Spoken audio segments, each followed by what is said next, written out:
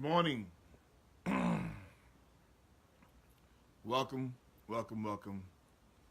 to Not Just Sports by No Leps. We have some talking to do.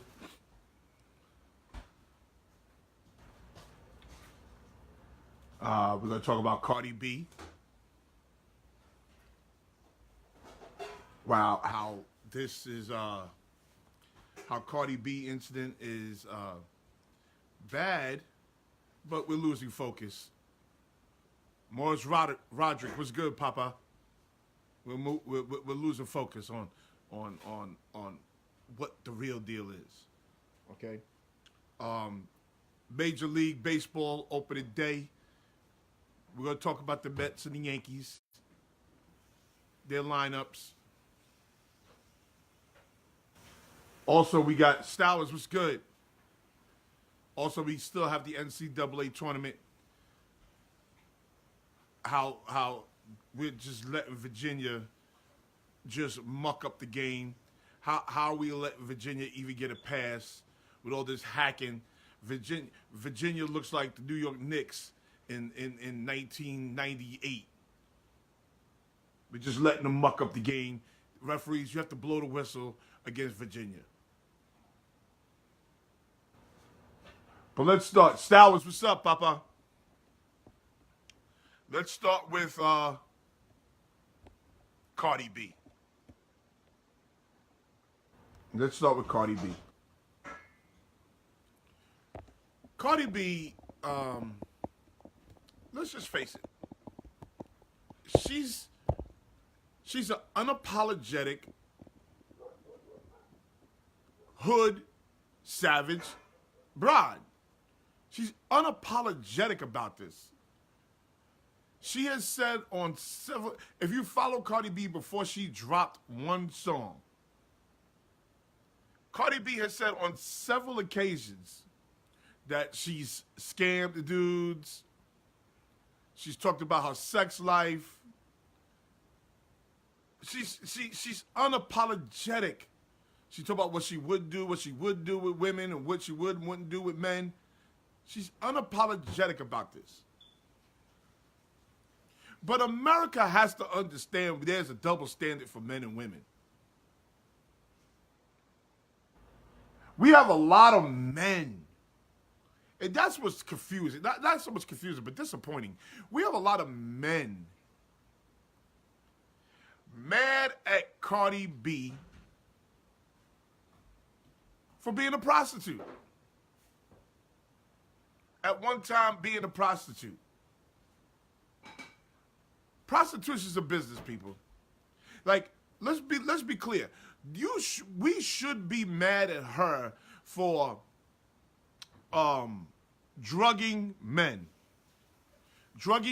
and robbing the men. We should be upset. Kristaps Porzingis accused of rape. Whoa.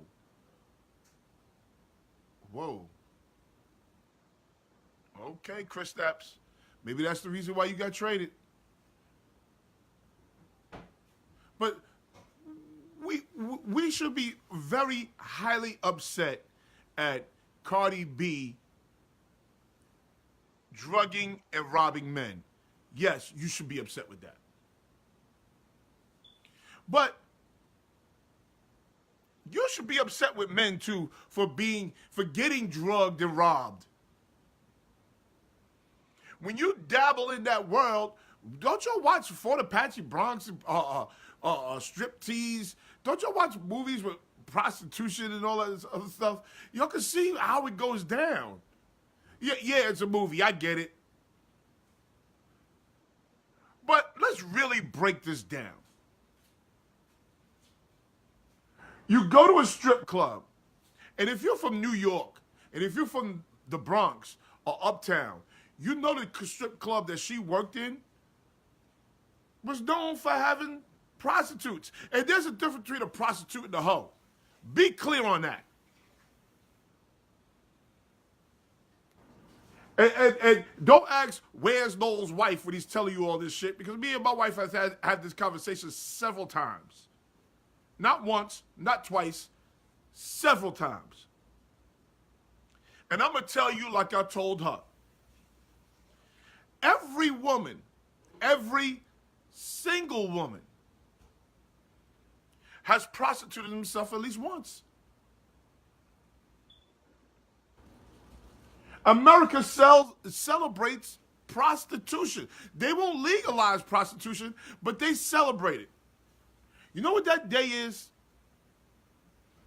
That day is February 14th. Like, what holiday? Think about the holiday called Valentine's Day. What is the purpose of Valentine's Day? The purpose of Valentine's Day is they want you to go shopping. It's a retail holiday. It's legal in Vegas. Yes, it sure is. It's legal all over the world except America.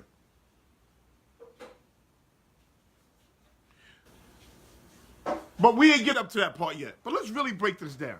So you go to a known strip club where they're known to have hookers or prostitutes. Let's call it what they are.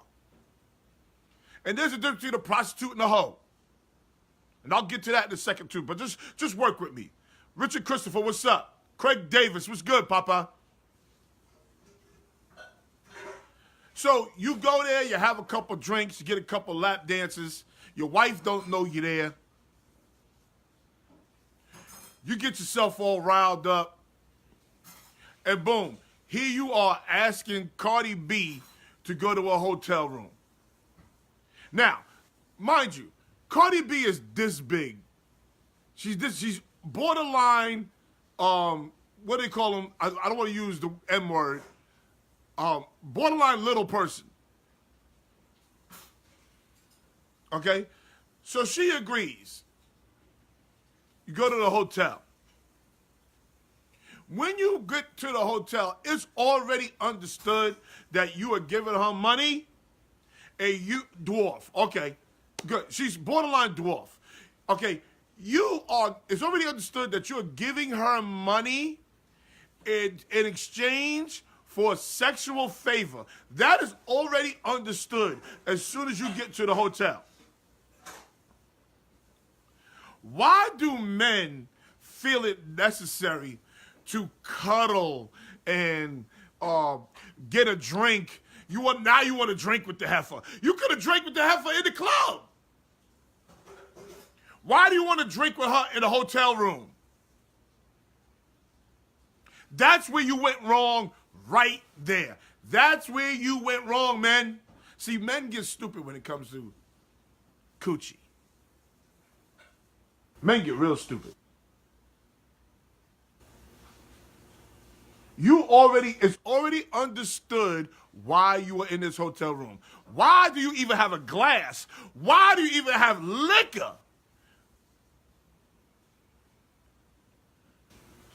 What are you doing? Is Cardi B wrong? Yes, absolutely. Is she on the level of Bill Cosby? I don't know. Because Bill Cosby was doing something that men did back in the day, and that was called Spanish Fly. And all you had to do was get a little Playboy magazine or something similar to that, and you had brochures. How do I know? Because I used to send them little brochures out, the little cards that you used to get in the magazine. No postage necessary.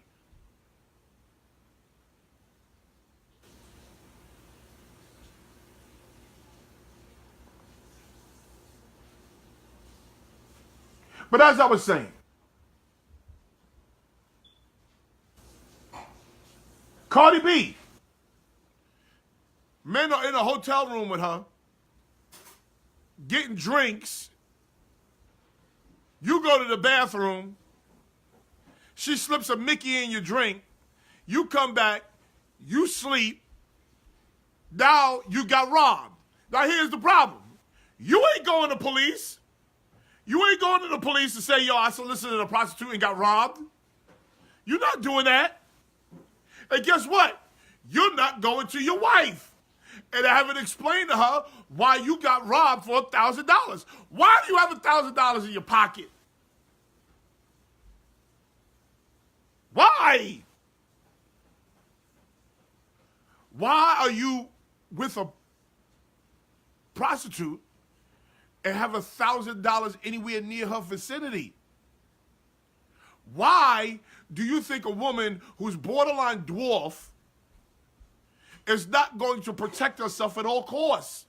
She's going to have something with her, whether it be a knife, gun, man, or drugs. She's tiny. She's going to protect herself.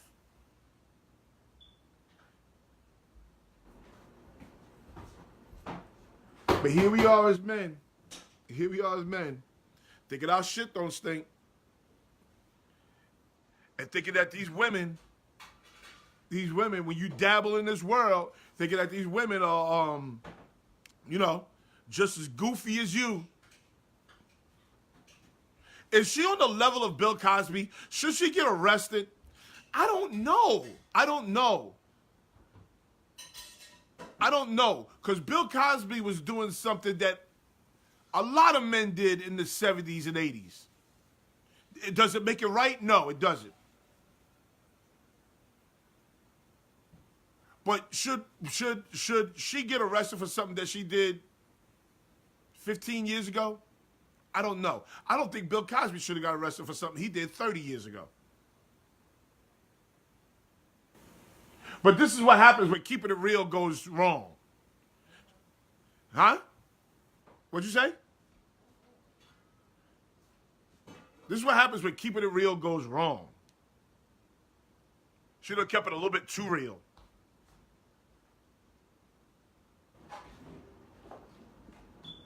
So she's a prostitute.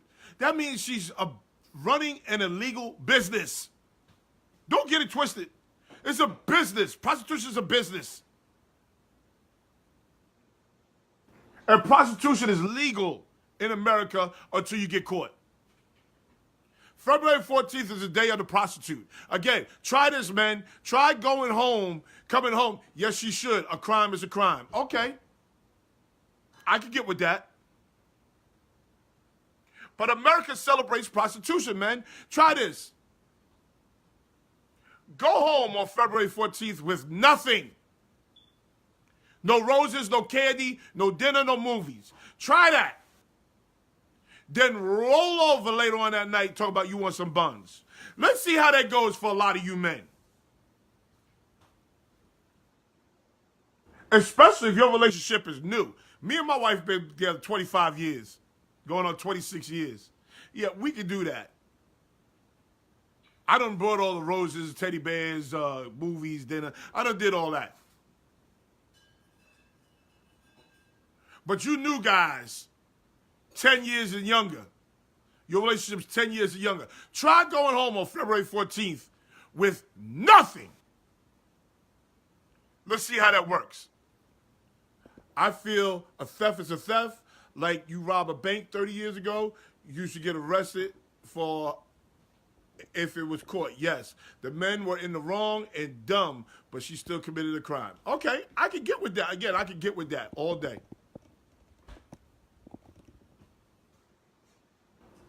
So, again, February 14th is the day that you exchange money or goods for sexual favor. That is called prostitution. No matter which way you cut it, that's called prostitution. You don't even have to wait till February 14th. Try today. Let her ask you, don't do something that you normally do, and let her ask you, like for instance, take out the garbage. Tell her, no, I'm not taking out the garbage. You take out the garbage. Then roll over that night and try to get some buns. Let's see how that works for you. Again, prostitution is exchange of money or goods or even favors for a sexual favor. That's what prostitution is. I don't care what y'all say.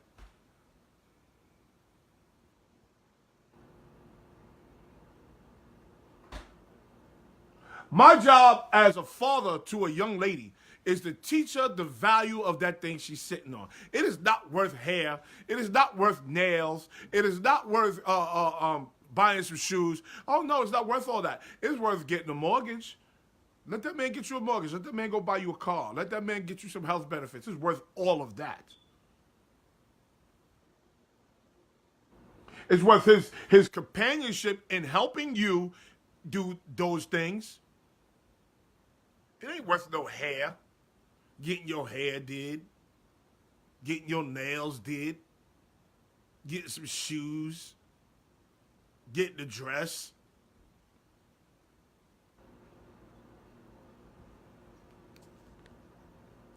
If I didn't bring home anything on the 14th, I'd be dead. You see what I'm saying?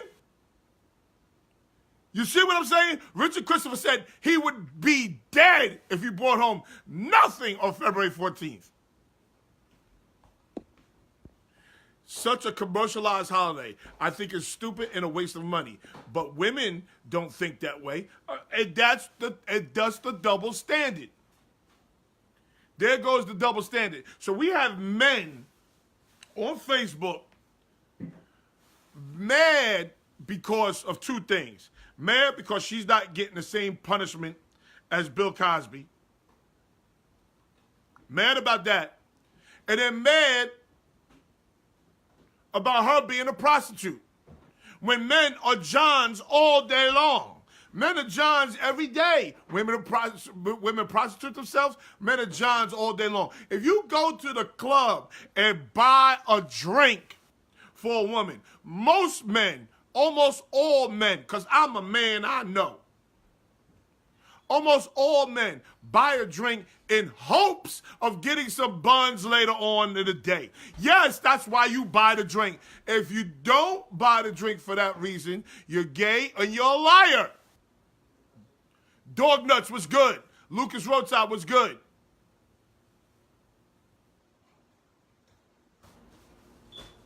Let's stop acting like men don't buy women drinks, women food, women clothes, women jewels just for the sake of getting some buns. That's why you do it. You a lie. You a lie if you think you go to the club, meet a girl, buy her a drink, and thinking, oh, I'm going to buy her a drink, but she don't have to give me no tail. Oh, you buying a drink hoping that she gives you some tail. That's a fact. When you solicit a prostitute, you give her $100 knowing you're going to get some tail. But then you got some men who want to go in here and have a drink, smoke some weed. Why are you having a drink with a prostitute? Why not have a drink with your wife? Why not have a drink with your girlfriend? Why not have a drink with the prostitute in the strip club? Where she can't slip a Mickey into your drink. How you go to a hotel room and they want to be her husband? What the fuck? What is going on? Guys are suckers. That's a fact. You're a sucker. The best pick-up line I ever used was when I went up to a woman and asked her to buy me a drink. That shit worked and she loved it. Guys are suckers. We are guilty of it all the time. Yes! That's a good line, too. Are you going to buy me a drink? Ask her, are you going to buy me a drink? That is a good line. Mark Harding, what's good, Papa? Mark Harding reminded me. I said I was going to give you a review of the top 10 reasons why black folks, some black folks, and some Caribbean folks should never open up a restaurant. Okay? So I will give that top 10 in about a half hour. I will review that top 10 in a half hour. So every woman has prostituted themselves and every man is a John. Do not get it twisted. Now, once you fall in love and you live and you are building things, that person becomes your partner. That's your partner. You've entered a business with somebody. Don't get it twisted. Marriage is a business. Prostitution is a business.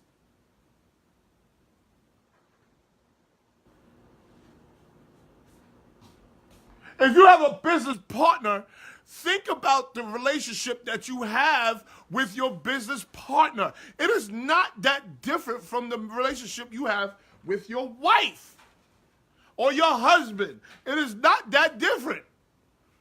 You'll break bread together. You'll build things together. Sometimes he pays a bill. Sometimes she pays a bill.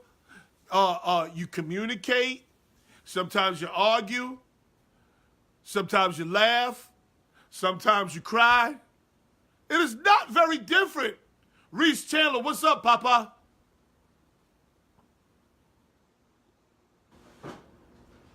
And understand, this is the other thing black men don't understand.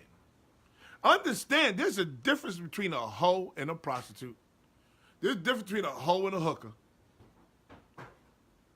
A prostitute is always going to get paid. Prostitution is the oldest profession. That's a fact.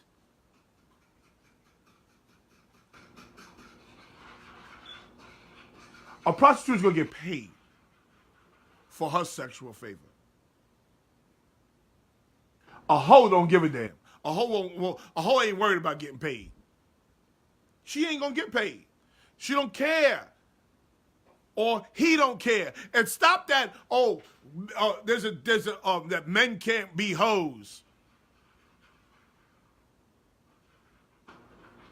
Stop labeling women as hoes.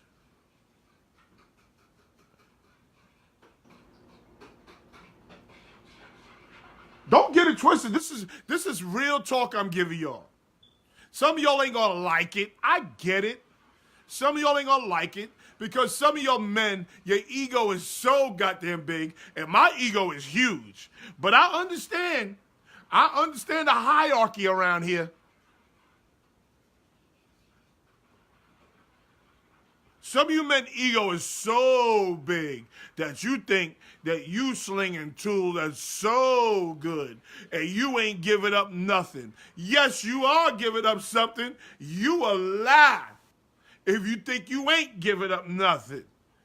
Whether it be a ride to the beauty parlor, whether it be picking up her kids from the school, whether it be taking out the garbage, whether it be give me $500 there, whether it be paying her rent, whether it be paying her car note, whether it be buying her insurance, whatever it is,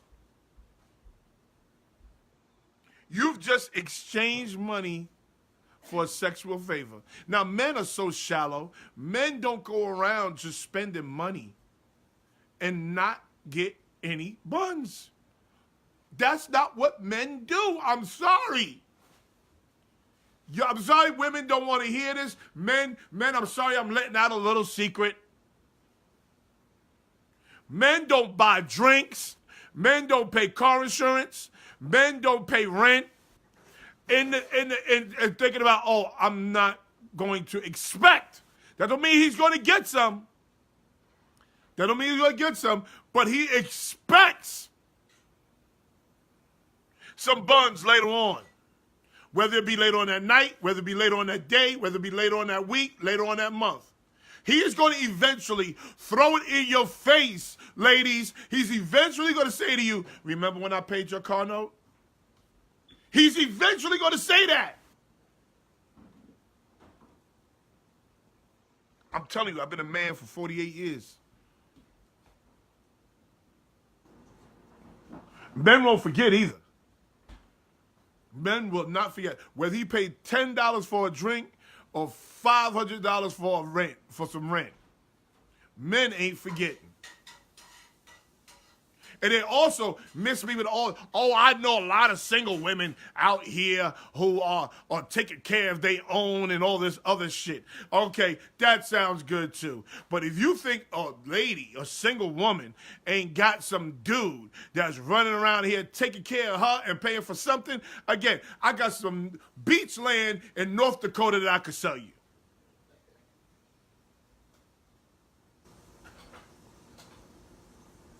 One hand washes the other.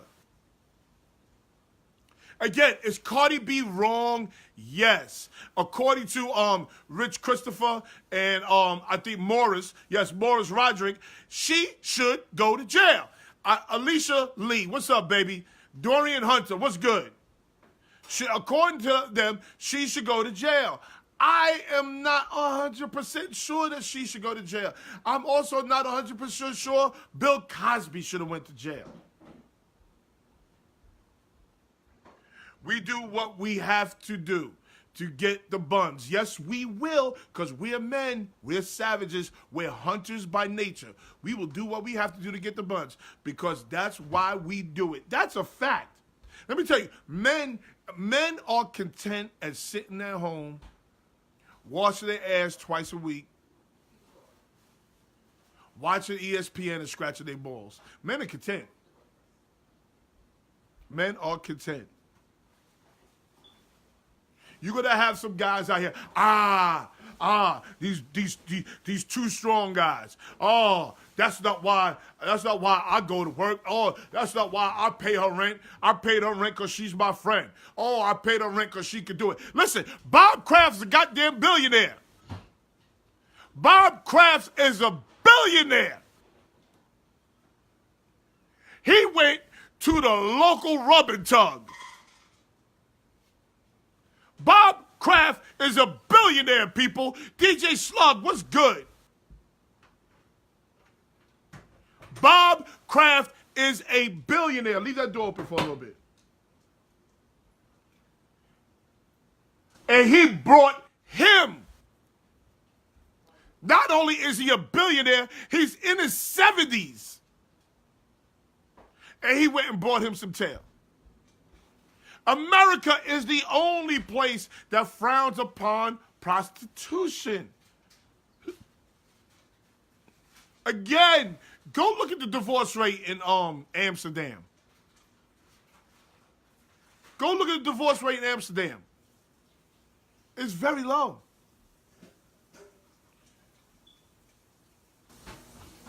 And I'm also one of those guys that I don't believe that a woman or a man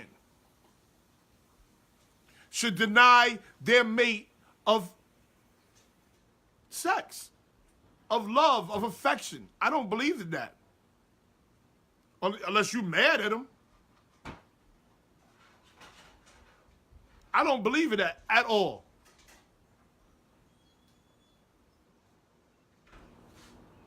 If my wife got an itch, I gotta scratch it. Or she gonna find somebody else who will. I believe in that. I'm insecure enough to believe in that, yes. Hug her periodically, yup. Kiss her periodically, yup. Do all that.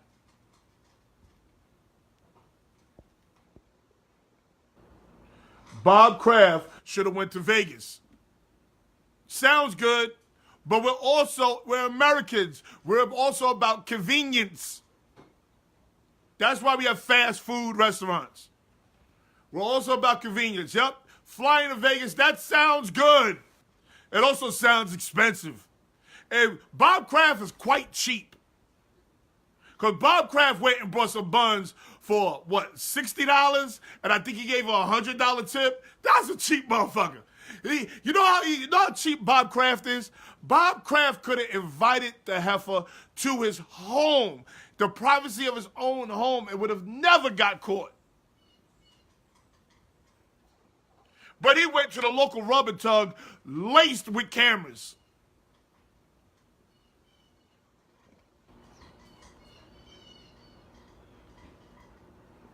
It's the chase. It's the excitement of knowing it's wrong, which makes the man intrigued.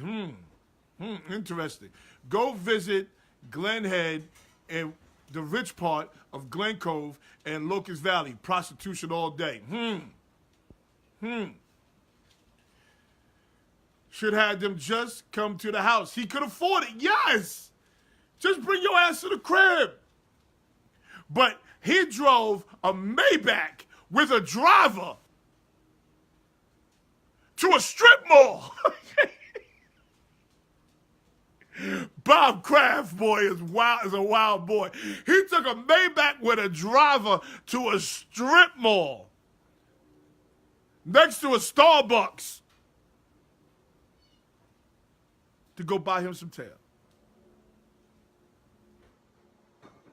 So men, when you on here with your self-right, and the fake revolutionaries pissing me off too. Men, when you on here with your self-righteous nonsense, your fake revolutionary bullshit, you mad at her because you forget the fact that you should be mad at her for drugging and robbing men.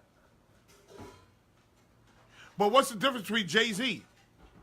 Jay-Z drugging and robbing. Jay-Z drugged and robbed men. Yes, Jay-Z sold drugs, robbed men. What's the difference between her, Jay-Z? Jay-Z's a rapper. What's the difference between her and Lil Wayne? Lil Wayne drugged and robbed men. What's the difference between her and, I don't know, 2 Chainz? What's the difference between her and 2 Chainz? 2 Chainz drugged and robbed men. What's the difference? What are we really mad at is my question. What are we really mad at? You're mad because there's a double standard. Yes, there's been a double standard way before we was born. Understand, men, you can't do what women do. You can't do what women do. Women, you can't do what men do. There's a double standard. Get used to it. Understand it. Live with it.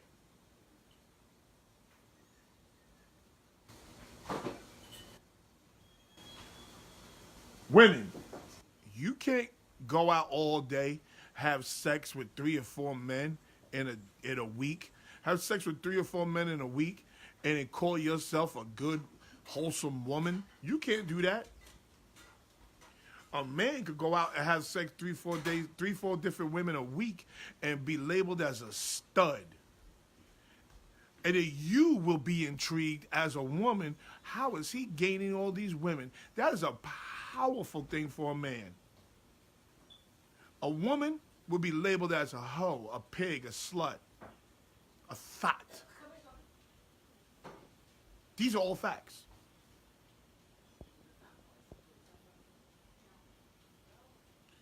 He was feeling a little sporty. Where we are those people aware that they were buying drugs from them or they didn't know? Oh, that's a good point, Richard. That's a good point, Richard Christopher. Lil Wayne had to drug his baby mother, to say yes to his ugly ass. He had to drug his baby mother because she's too fine to say yes to him. And let me ask you a question.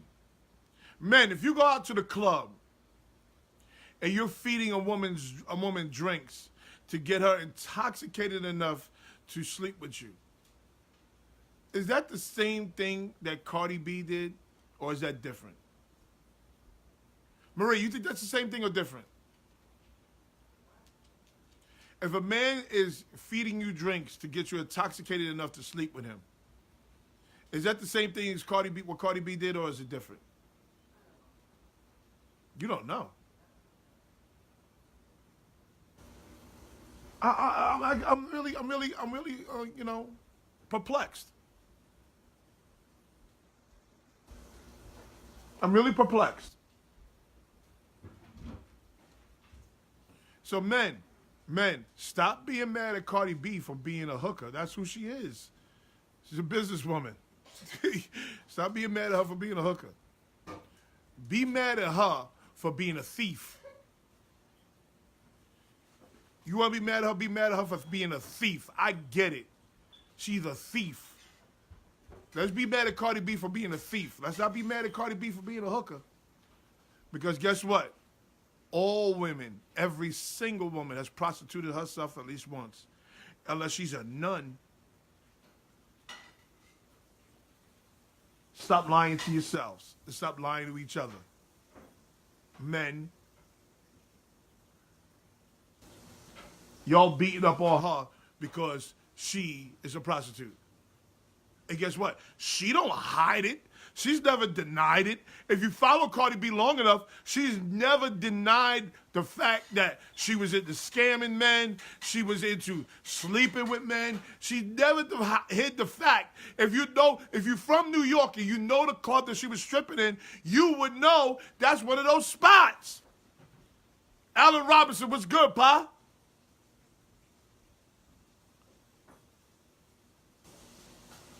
It's mostly guys who don't live in New York, too, that want to act like they ain't never bought a drink for a woman in expectations of getting some tail. Stop it. You a liar.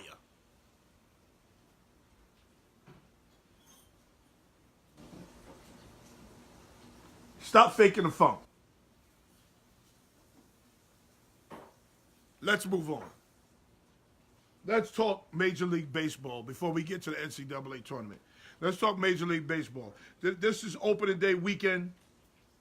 Opening day weekend for the New York Yankees and the New York Mets.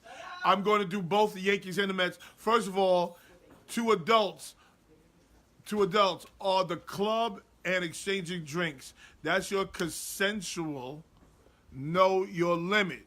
Know your limit. If you buy you 4 or 5 drinks and you decide to come home with me, I didn't take advantage of you. You can't handle your liquor. But you can't use that defense in court, Mark Harding. I'm sorry. I'm sorry, Mark Harding. Don't you dare go to court talk about, yeah, I bought her 4 or 5 drinks. We slept together, and yeah, she can't handle her liquor. Don't you dare use that in court because they're going to lock your ass under the jail. Don't you dare use that defense in court. You know how many women are using the defense that the man got me drunk and raped me because I was not in the right state of mind to say yes or no, to be consensual, not consensual? You know how many women are using that defense? You know how many women are winning with that defense? Don't you dare, Mark Hardin, don't you dare use that defense. You're going to be under the jail. Gloria Williams Powell, auntie.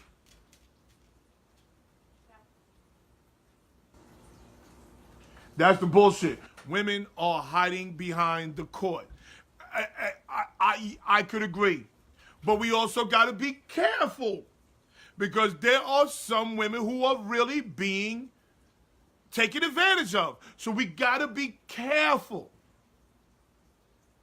If there's one thing you got to respect about Cardi B, she ain't say, yo, listen, somebody took advantage of me. I took advantage of them. And if you really look deep into the situation, she was taken advantage of too at times. I bet you. I respect the realness of the chick. I really do. I respect the realness. I respect her sense of humor. I respect that she don't take herself too seriously. And listen, men, women tell you that they are selling their coochie. They tell you this. You have to listen to the woman. The woman will tell you, you ain't got no money. You ain't got no job. You can't get none of this. They tell you this, man. Y'all are just, your ego is so big that you won't listen. There are women who will tell you this. You know when you got a good woman, you'll know when you got a good woman. You know when this happens? When you ain't got a pot to piss in and a window to throw it out of, and she's still standing next to you. That's when you know. Do we ever want to get to that point? No. But that's when you know. That's when it's real. But listen to women. Women will tell you, oh, you ain't got no job. You can't have none of this.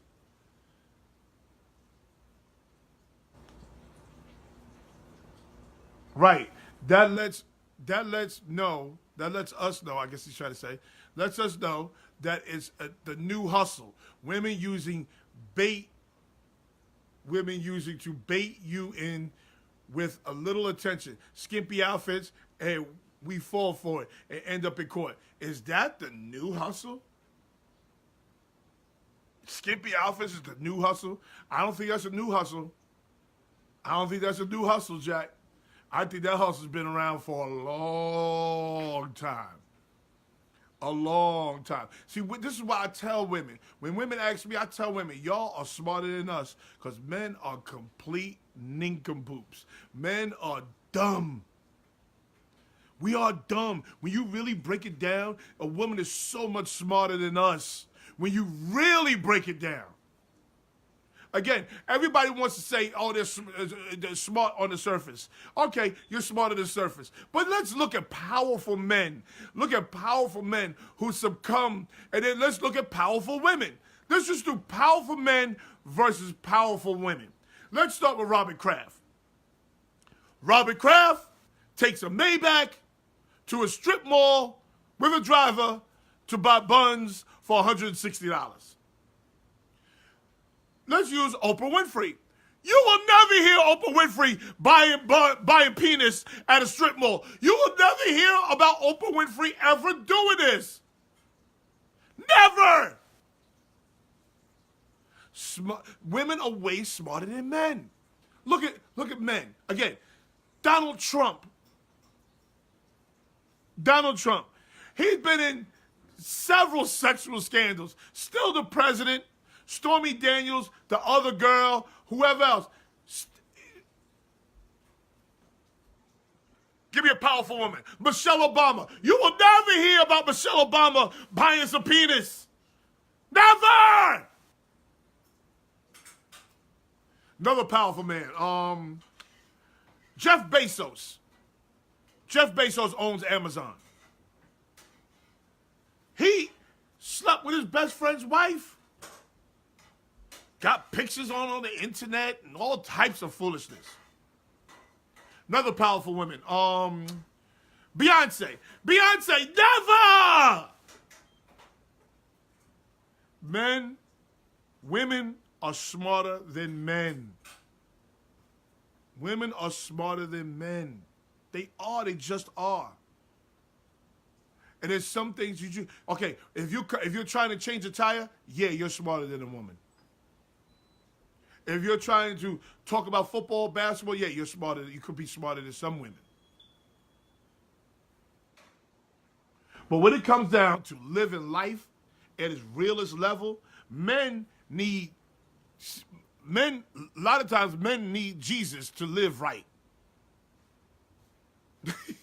Men need the assistance of the Bible, the assistance of the church just to live right, the assistance of Jesus just to live right. A woman is just smart enough to live right. Now, is that all women? No. Is it all men? No. But it's damn sure majority of the women versus majority of the men.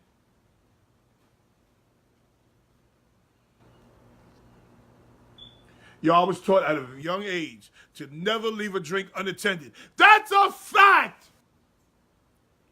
That's a stone cold fact. That's the other thing I needed to touch on, Chauncey Rogers. Thank you for providing that information. Stop leaving your drink. Talk about you had to go to the bathroom. You take that drink with you to the bathroom. You don't leave your drink on nobody's bar. Are you crazy? You don't leave Kool-Aid on the bar. You don't leave water on the bar. You take that shit to the bathroom with you. Especially women. Especially women.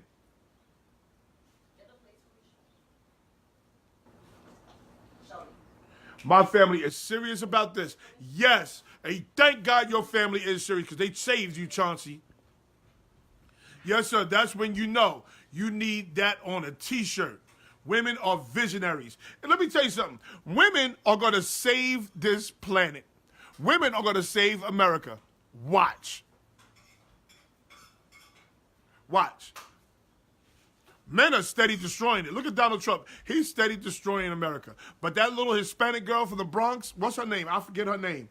I forget her name. That little Spanish girl from the Bronx. Oh, she is dead set in Donald Trump ass. She is going to save America.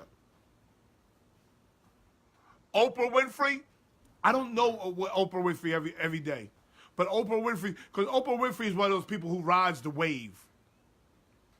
Whatever the wave is, she's riding the wave. You know, when Michael Jackson was popping, oh, she loved Michael Jackson. Had Michael Jackson on the show. She went to Never Never Land. She was one of those people on the Ferris wheel, pet monkeys, all types of shit. But as soon as the white folks came out, talk about Michael Jackson put the finger in their butt, oh, she had them on the show the next day. So I don't know about Oprah. Oprah likes to ride the wave. But women damn sure gonna be the ones that save us from the foolishness. So y'all, whatever this I don't know what this women's movement is. This women's movement where they marching on DC and all that other stuff. Men, if you know what I know, you get on that wave. If you really don't like Donald Trump, if you really ain't fucking with Donald Trump, you get on that women wave. Because what you're doing to try to get rid of Donald Trump ain't working. Ain't working. Them little reports, oh, he took them little reports, he took one iota of no and said, look, it ain't happened. Look, he's lying. One fact was wrong, and he made the whole report wrong. He runs around talking about the whole report is wrong. I've been redeemed, yada, yada, this, yada, yada, that. If you'd have had a woman, doing that investigation, shit. Oh, my goodness. Oh, my goodness. You'd have had a woman doing that investigation. Oh, she'd have found all types of shit. She'd have known his weight, because you know he hides his weight. She'd have known his GPA, because you know he hides his grades. She'd have found his taxes, because you know he hides his taxes. Women don't play. You want to tell me a man done went, and a little raggedy-looking man, too. He all dry, scaly skinned, and hair disheveled. I'm telling you now. Women are different. Had you had Olivia Pope on that situation, look, all you gotta do is watch Scandal. Scandal wasn't about no man. Her daddy was sloppy. Her daddy was sloppy. If you watch Scandal, her daddy was sloppy. Couldn't get rid of the mama if she tried. The mama was the illest. The mama survived plane crashes, bombings, extramarital affairs, being sat in a hole for years. The mother. Men got too many outside interests to be that focused. My old uncle always said, you will never see cats fucking, but you can look on every corner and see dogs fucking. Referencing women to cats and dogs to men. That's a fact if you think about it. I've never seen two cats humping. I've never seen that. I've seen dogs stuck together in the middle of the damn street. I've never seen two cats humping. That is a fact. Scandal, politics. Let me tell you something. Scandal is a mirror of us today. Was Scandal a little exaggerated? Yeah. But it wasn't far off from who we are today. I bet you that's part of the reason why they got rid of Scandal. I bet you that's part of the reason. Ooh, America said, ooh, that's hitting too close to home. Ooh, Olivia Pope. Ooh, Papa Pope. Ooh, Mama Pope. Oh, hitting too close to home.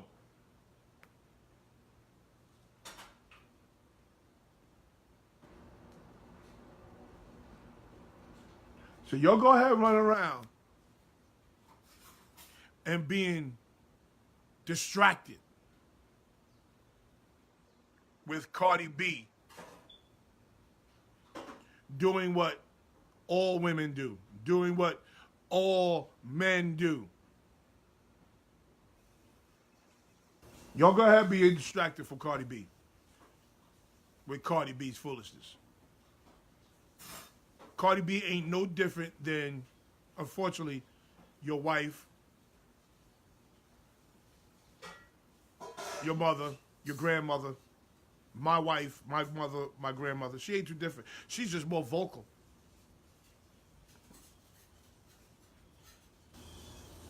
That's all. She's more vocal. She's not as smart as your wife. She's not as smart as my wife. She's not as smart as your mother. She's not as smart as my mother. She's just not bright. If there's a crime, that's the crime. She's just not bright.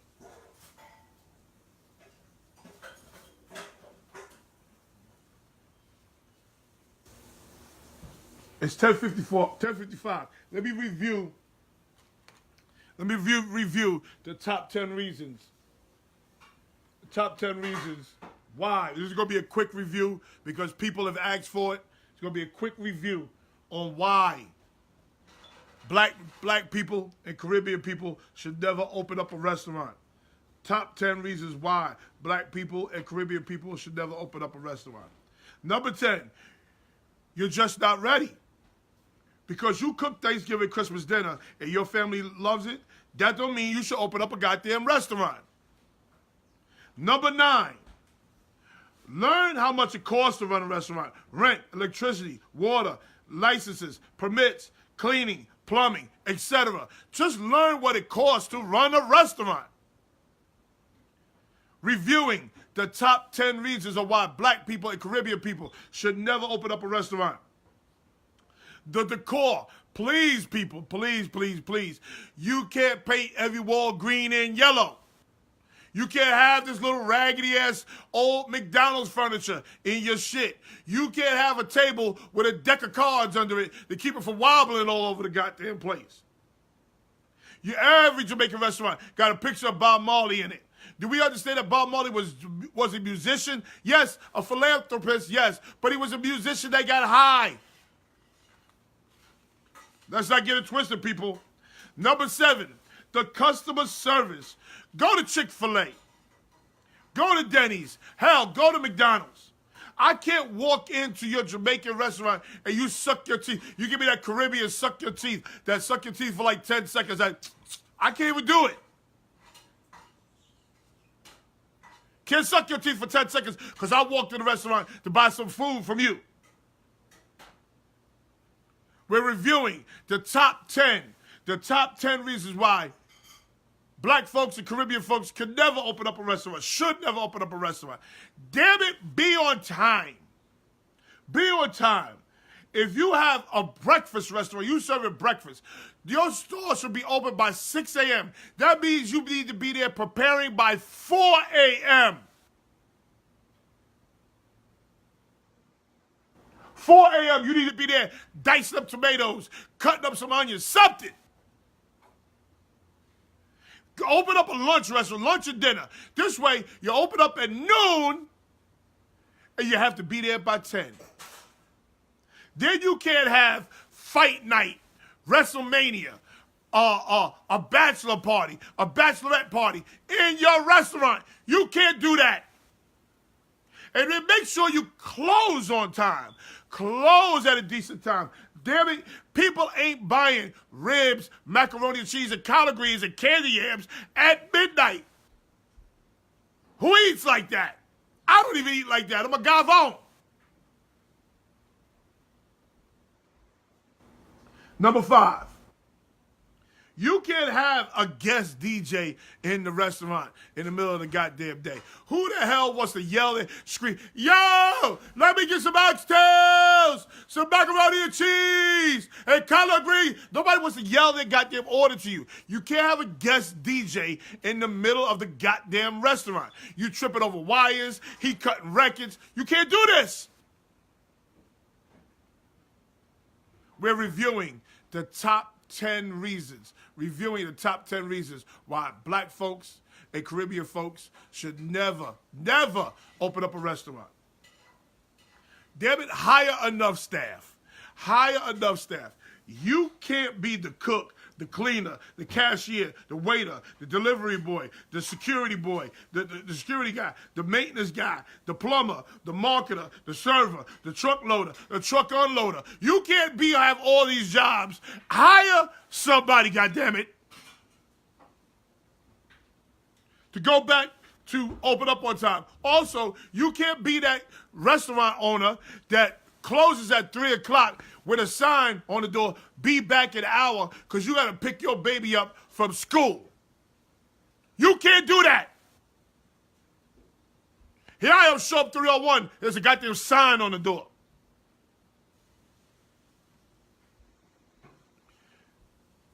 Number 3, hire enough staff. Hire enough staff.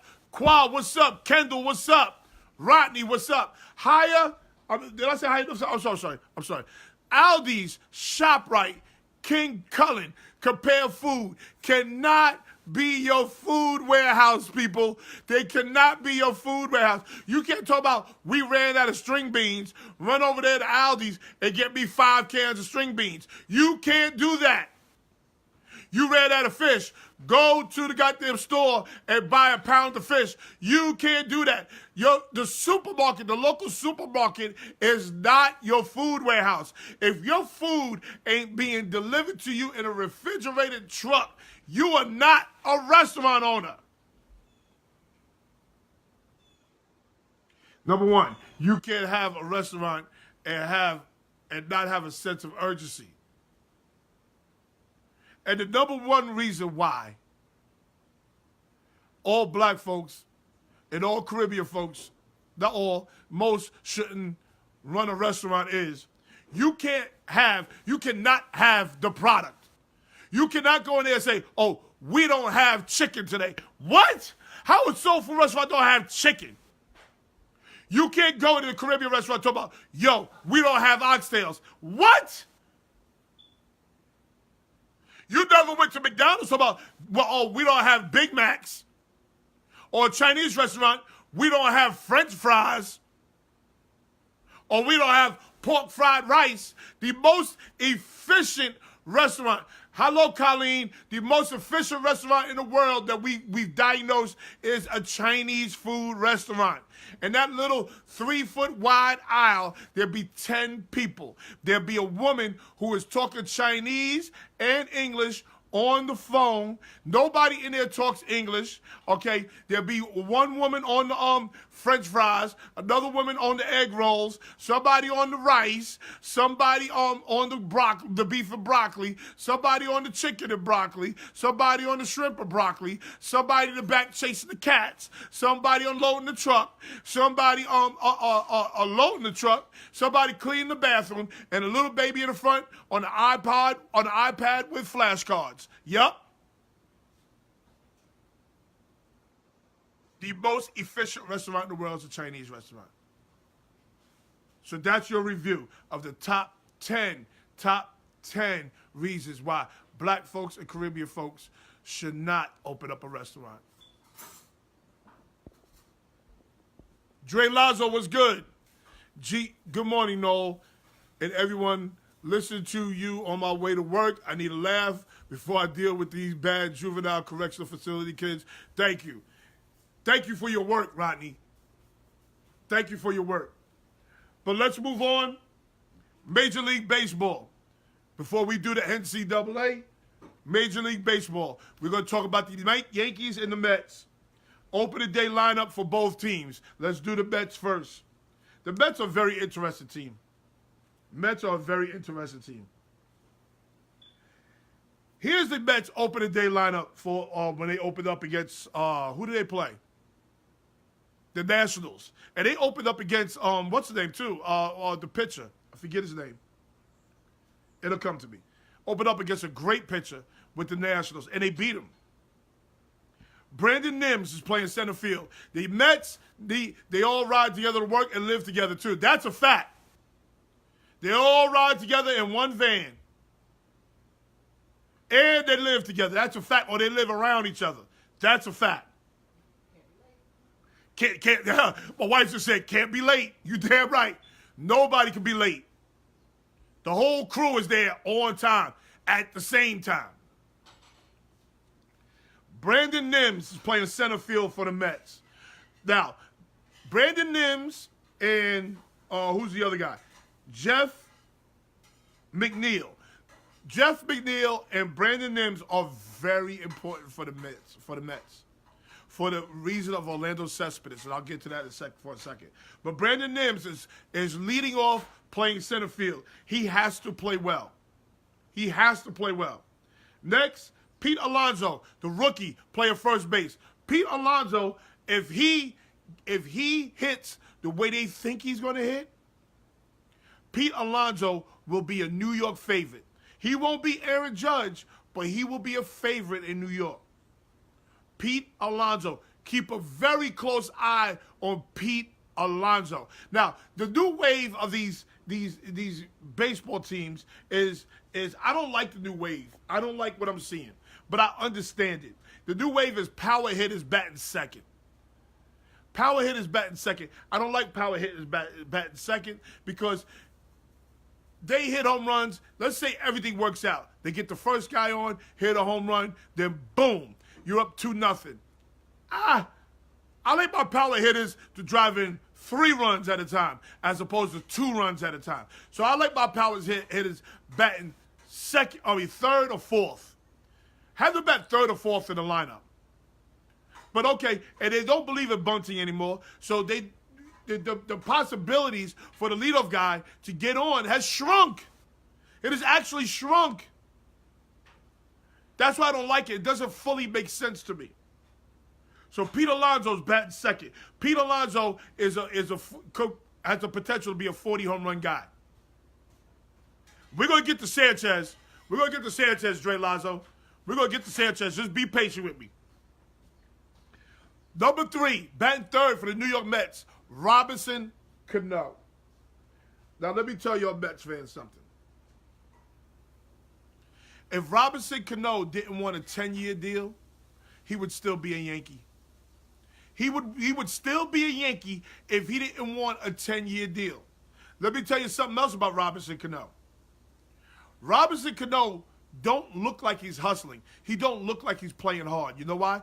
Because he's so goddamn smooth. He's so smooth. Does he bust it out the box all the time? No. But if you look at him last year getting caught with steroids, yeah, he got caught with steroids, but he's not exactly a muscle guy. He's not ripped. So that tells me he was doing it to stay healthy. But once he served his 50 games, Robinson Cano still batted over 300. Robinson Cano is a first ballot Hall of Famer. And the Mets, you still got 5 years of him, which I think 4 of those 5 years are going to be great. You are lucky. You are blessed to have Robinson Cano. Robinson Cano hit a home run on opening day. I think he hit the game-winning opening run. And then he saved the run on a great play. Ball hit the third base. They go to turn the double play. He realizes he's not getting the runner at first. He wheels and guns that thing to home. And let me tell you, very strong arm. Guns that thing to home plate to cut off the run at home plate.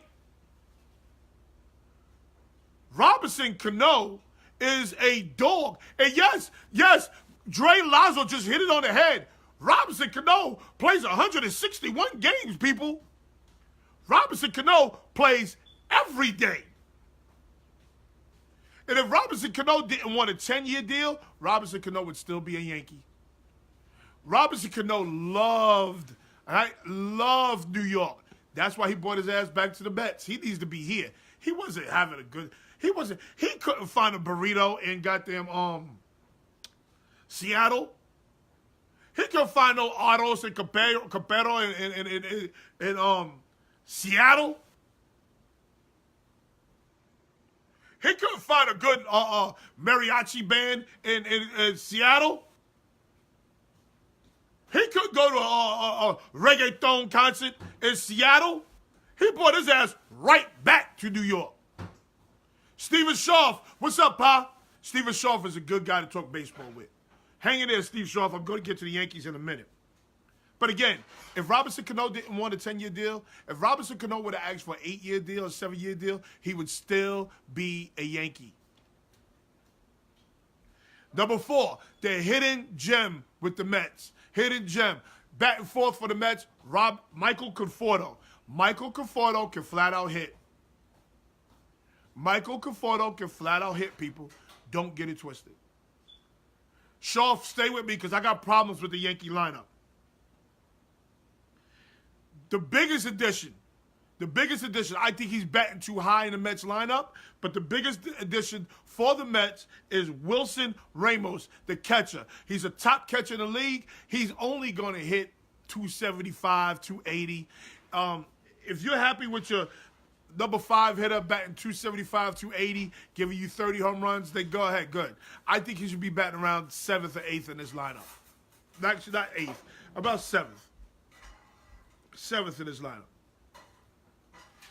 Number 6, again, batting 6 for the New York Mets, playing left field, Jeff McNeil. Jeff McNeil and Brandon Nim's got to have big years. Big years. So they could tell Orlando Cespedes, you're not a left fielder. Orlando Cespedes is not a left fielder, people. Orlando Cespedes is not a center fielder, people. He belongs in right field. Sky Williams, what's up, boo? I'm hearing so many good things about you. The odds on Cano hitting a home run in his first at-bat was something like 479 to 1. If you put 1,000 on him, you won. Wow. Wow. I wouldn't do that ever, but wow. But Jeff McNeil and Brandon Nim's got to get out the gate quick so they can move Conforto back to left field and put Cespedes in right field where he needs to be. Orlando Cespedes, bro, you are not, I repeat, are not a center fielder or a left fielder. Orlando Cespedes' arm is stupid, too. Orlando Cespedes is going to save you from injury, stupid. Get your ass in right field. And batting 8th, playing third base is J.D. Davis. I don't know much about him, but I don't like my third baseman batting that far down in the lineup. I know that much. I don't know much about him, but I don't like my third baseman batting 8th in anybody's lineup. On the injury list, notable injuries. Orlando Cespedes. Orlando Cespedes, you put him in this lineup, and you have him batting, I say you have him bat 4th and drop Conforto to 5th. You really have something going on in this lineup. So you have from 2, 3, 4, 5 with Cespedes, you'll have Alonso, Cano, Cespedes, Conforto. That's something to be reckoned with, Mets. That's something to be reckoned with. So they need to hurry up and get Cespedes back ASAP. Here is where the Mets here's where the Mets could win or lose any game. Mets could win or lose any series. Mets could be in the playoffs. Mets could be the best team or they could be the worst team because their pitching lineup is ridiculous. Jacob deGrom won the Cy Young last year with winning less than 10 games. He won the Cy Young by winning less than 10 games. He had 10 strikeouts on opening day. I think he pitched 6 innings. He had 10 strikeouts. The Mets finally wisened up and gave this man a contract. Jacob deGrom is a dog. Then behind him, you have Noah Syndergaard. That's the best 1-2 punch in baseball. I don't care who else is rolling out Noah Syndergaard and Jacob deGrom. Go ahead, somebody tell me. Andrew Aodighi, what's good, Papa? Boulder Mac basketball all over Long Island. Boulder Mac basketball tournament is all over Long Island. You see the T-shirts? Jacob deGrom, Noah Syndergaard, the best 1-2 punch in baseball. You got the Mets coming to town, you better hope you do not. You better hope you do not see Noah Syndergaard and Jacob deGrom. And by the way, what did I tell you all about your boy? I know it's only one game. What did I tell you about your boy Bryce Harper? He strikes out too much. He's average at best. He finally hit a home run. Hip, hip, hooray. It took him 6 at-bats to hit a goddamn home run. 6 of those at-bats, he struck out 3 times. What'd I tell you? What'd I tell you about your boy? He ain't worth $30 million a year. You know how we play?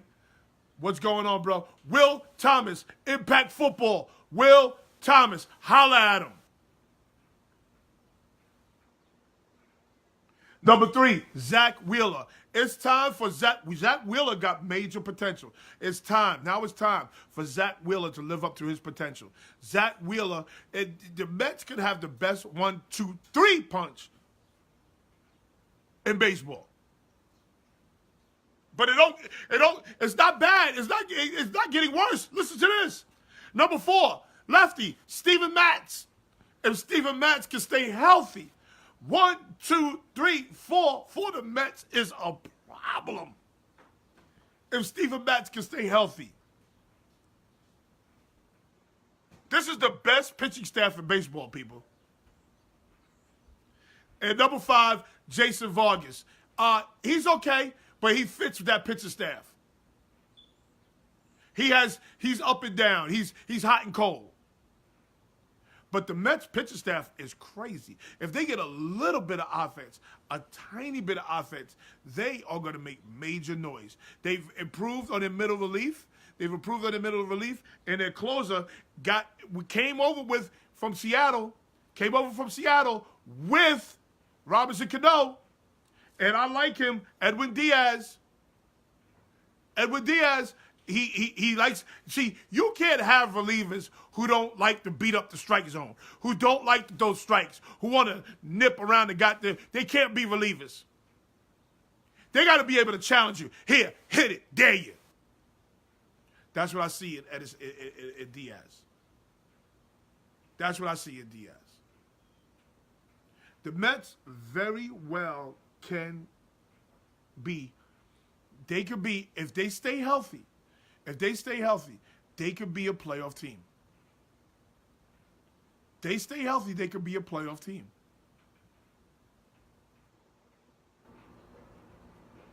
But Met fans, no. Met fans know that they can't bet all their money on the goddamn Mets. Because something that goes wrong is bound to go wrong. And the Mets need to be looking into their doctor. Who is the team doctor? They need to be looking to him because the team is always hurt. Who is that guy? We need to investigate him and wonder why the team's always hurt. What is their training regimen? What is their travel arrangements? We need to look into him if this continues, if all these injury bugs continue. Next, the New York Yankees. The New York Yankees got to get to the World Series this year. There's no ifs, ands, or buts. But when I look at the Yankees play, I don't see a World Series team. I'm sorry. I don't see a World Series team, and I'm going to tell you why in a second. My very first problem with the New York Yankees, why is Brett Gardner leading off? Where's Steven Schaaf? I need to talk to you, Steven Schaaf. Where is Steven Schaaf? Where is Schaaf? I need Steven Schaaf. Why? Richard Branch was good. By the way, let me say this. Happy birthday to my guy, Luis de Guzman. Happy birthday to my guy, Quintero Luis de Guzman. I will call you when I'm done with the show. Why is Brett Gardner batting leadoff? Why isn't DJ Lemonster, whatever his name is? Why isn't he leading off? He needs to lead off every day. Don't tell me it's a left-right issue. I need DJ Lemon, whatever his name is, to lead off every day. Put Brett Gardner as your number 9 hitter, please. Brett Gardner is getting older. Brett Gardner will give you a good 280 We'll give you a 280 at the lineup, at the bottom of the lineup. Brett Gardner is tailor-made to bat ninth in the Yankees lineup. Why is this guy DJ LeMahieu? I'm going to be pronouncing LeMahieu. I don't even know if that's right. I told you last year, Gardner is a bummy bum. No, he's not a bum. But he's getting old. Put his ass at the bottom of the lineup. And put DJ LeMahieu at the top of the lineup. Stop playing this game. That's why I don't like Aaron Boone as a manager. Next, I told you the trend. Power hitters batting second. Aaron Judge is batting second, playing right field for the Yankees. I don't like it. I understand why they do it. I just don't like it. I think power hitters need to be at bat third or fourth. Why just go up 3? Let's not go up 2. Let's go up 3-0 as opposed to 2-0. Or even worse, or even better, 4-0. Let's go 4-0 as opposed to 2-0. But I understand why they do it, because they're going to see a lot of fastballs. They're going to see a lot of fastballs with the runner on first base. If a runner's a good runner, if the runner is a fast guy, you're going to see a lot of fastballs. The number 2 hitter is going to see a lot of fastballs. So I understand why they do it. And Aaron Judge will crush a fastball. So I understand why they do it. Batting third, I don't like this either. Batting third for the New York Yankees is Giancarlo Stanton. Why? He's not a number 3 hitter. He never hits for average. He's not a number 3 hitter. He hits for power. That's it. He doesn't hit for average. You got a number 3 hitter on this team. His name is Troy Tulowitzki. Now I understand you want to ease Troy Tulowitzki in slowly. But one thing Troy Tulowitzki, before Troy Tulowitzki ran into all these injuries, Troy Tulowitzki was probably number 2, 3 shortstop in the major leagues. Troy Tulowitzki is a number 3 hitter all day. Why you got Giancarlo Stanton batting third? Giancarlo Stanton should be batting fourth. And Giancarlo Stanton has showed you nothing. He didn't show you anything last year that deserves him batting third. What is wrong with Aaron Boone? I swear he drives me crazy. Luke Voit is batting fourth, playing first base. I love Luke Voit, but he shouldn't be batting fourth. He should be batting fifth or sixth.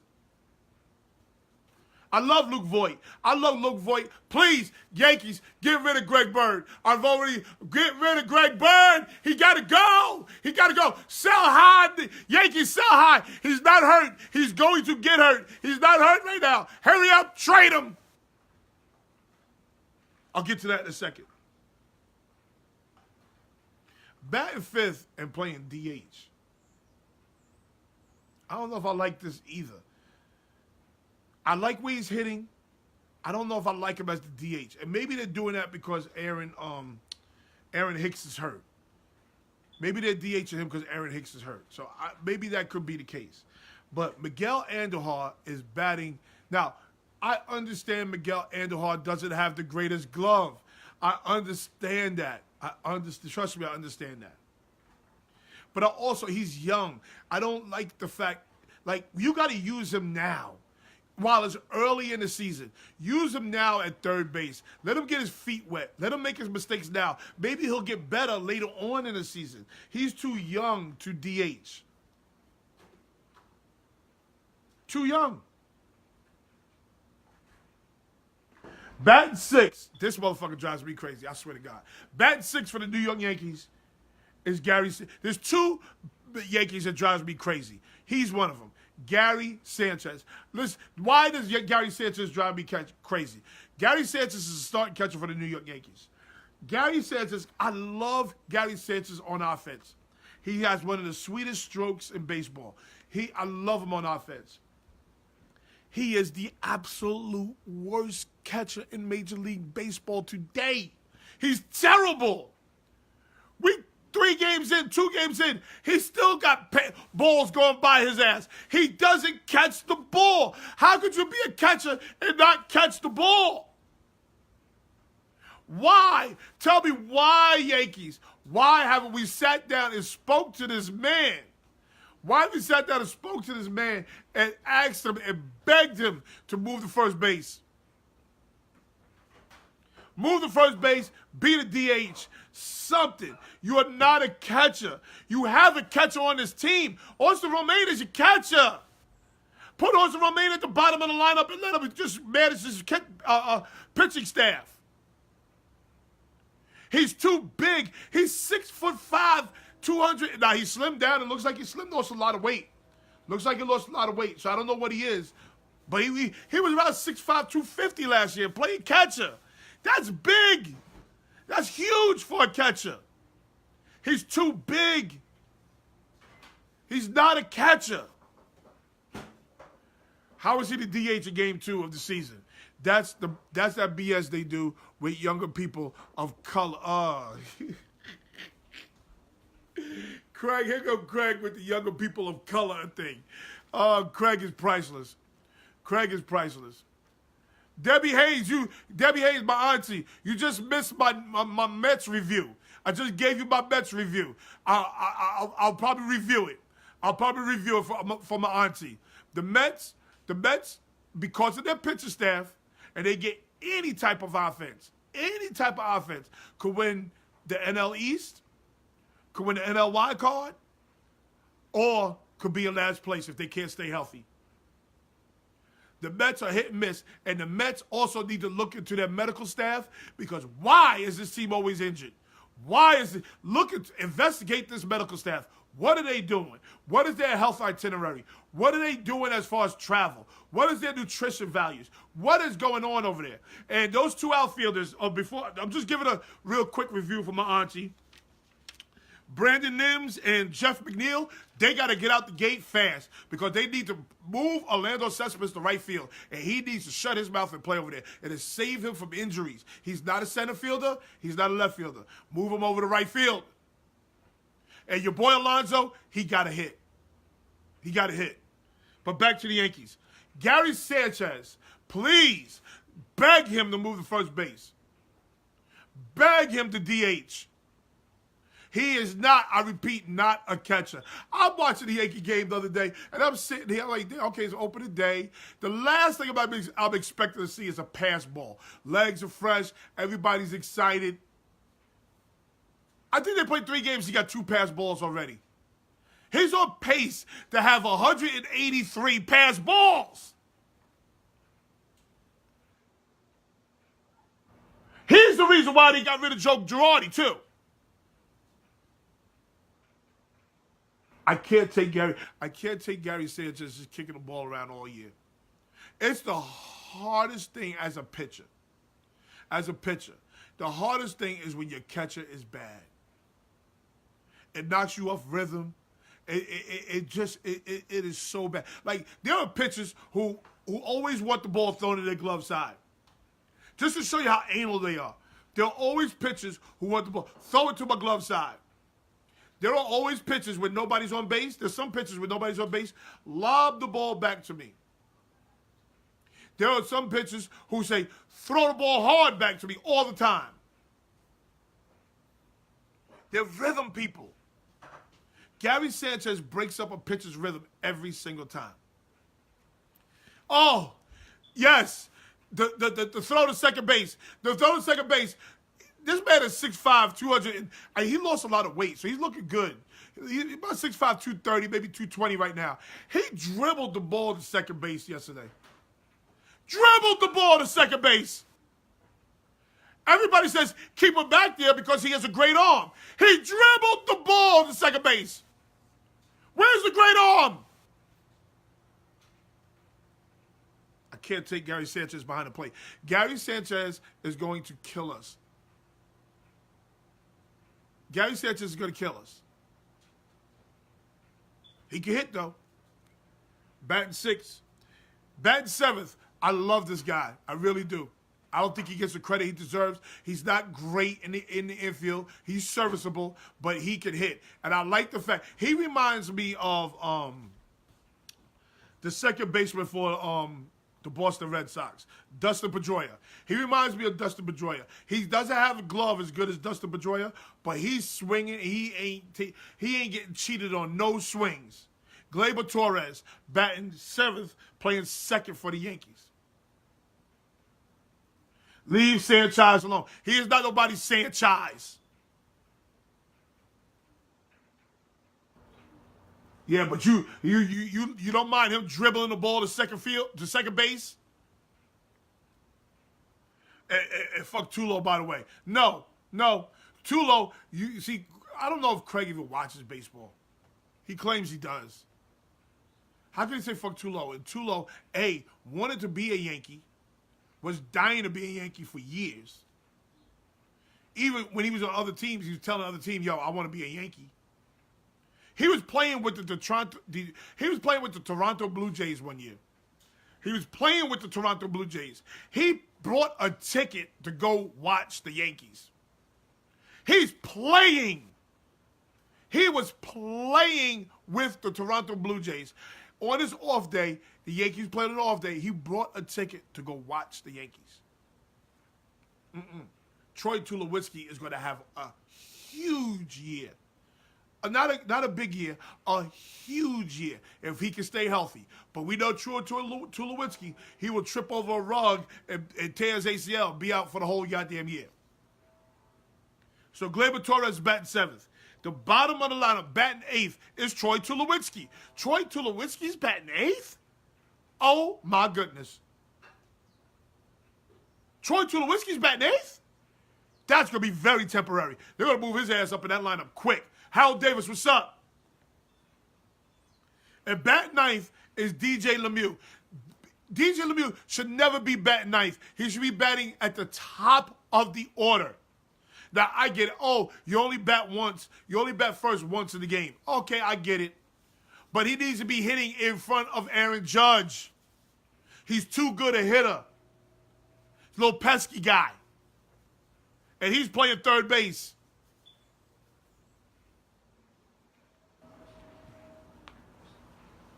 So the Yankees got a nice situation, a nice problem. I don't like the order, though. I do not like the batting order. I think it needs to be rearranged. If it was up to me, DJ LeMahieu would be batting first. He would be batting first.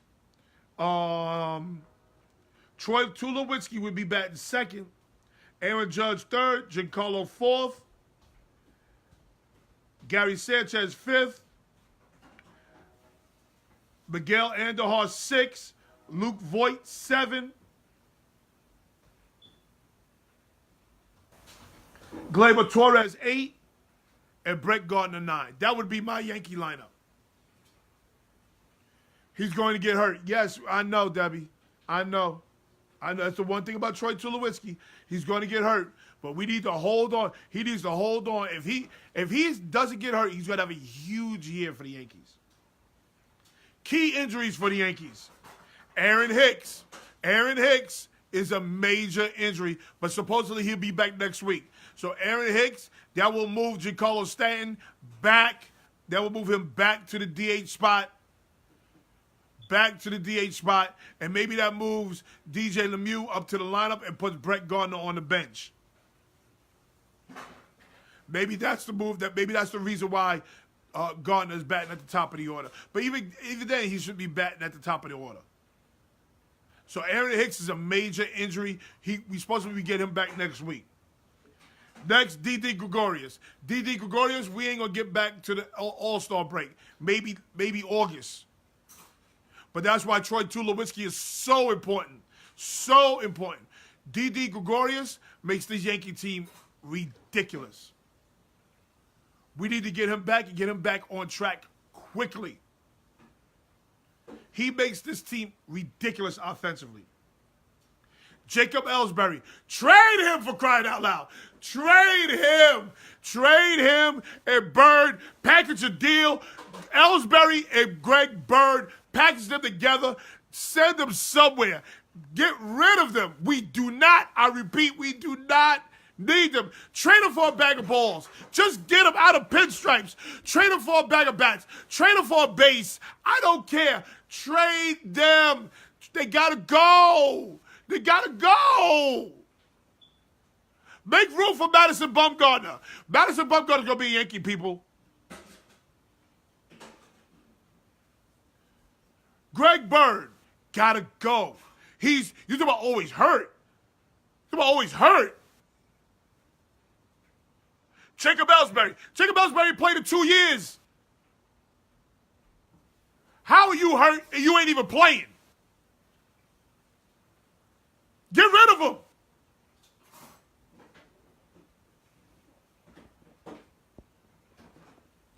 Yes, I watch baseball, but Ronald Torres is a Yankee. Ronald Torres. He should have been in this team. They get rid of Torres, who was solid utility man and a glue guy in the lineup. And that clubhouse or often injured Tulowitzki, who can never be a real no. Again, he says Tulowitzki can never be a real Yankee. First of all, Tulowitzki is not your utility guy. Okay, that's not why they got rid of Torres. They got rid of Torres because of DJ LeMahieu. DJ LeMahieu is your utility guy. He can play every position on the infield. DJ LeMahieu can play every position on the infield. And not only that, DJ LeMahieu hits. He won a batting title 2 years ago. Where's Steven Schaaf? Troy Tulowitzki is a Band-Aid for Didi Gregorius. He's a Band-Aid. But he wants to be a Yankee. He is one of those guys who knows all the Yankee history. I told you, he bought a ticket. He was playing on another team and bought a ticket to go watch a Yankee game. If that's not a real Yankee, what is? He wants to be here. He's happy to be here. He's having a big year. You watch. I'd take Ellsbury over Gardner. That's why you're not the GM. You know how much money Ellsbury makes opposed to Gardner? That's why you're not a Yankee GM. Ellsbury makes like $15 million a year, maybe more than that. Gardy makes like $8 million a year. Gardy plays every day. Ellsbury ain't played in 2 years, and he's still getting a check. Are you kidding? This is a no-brainer. Are you kidding, Craig? Craig, you can't be serious. This is a no-brainer. Ellsbury and Bird got to go. I didn't want Ellsbury when they traded for him. When they signed him, I didn't want him.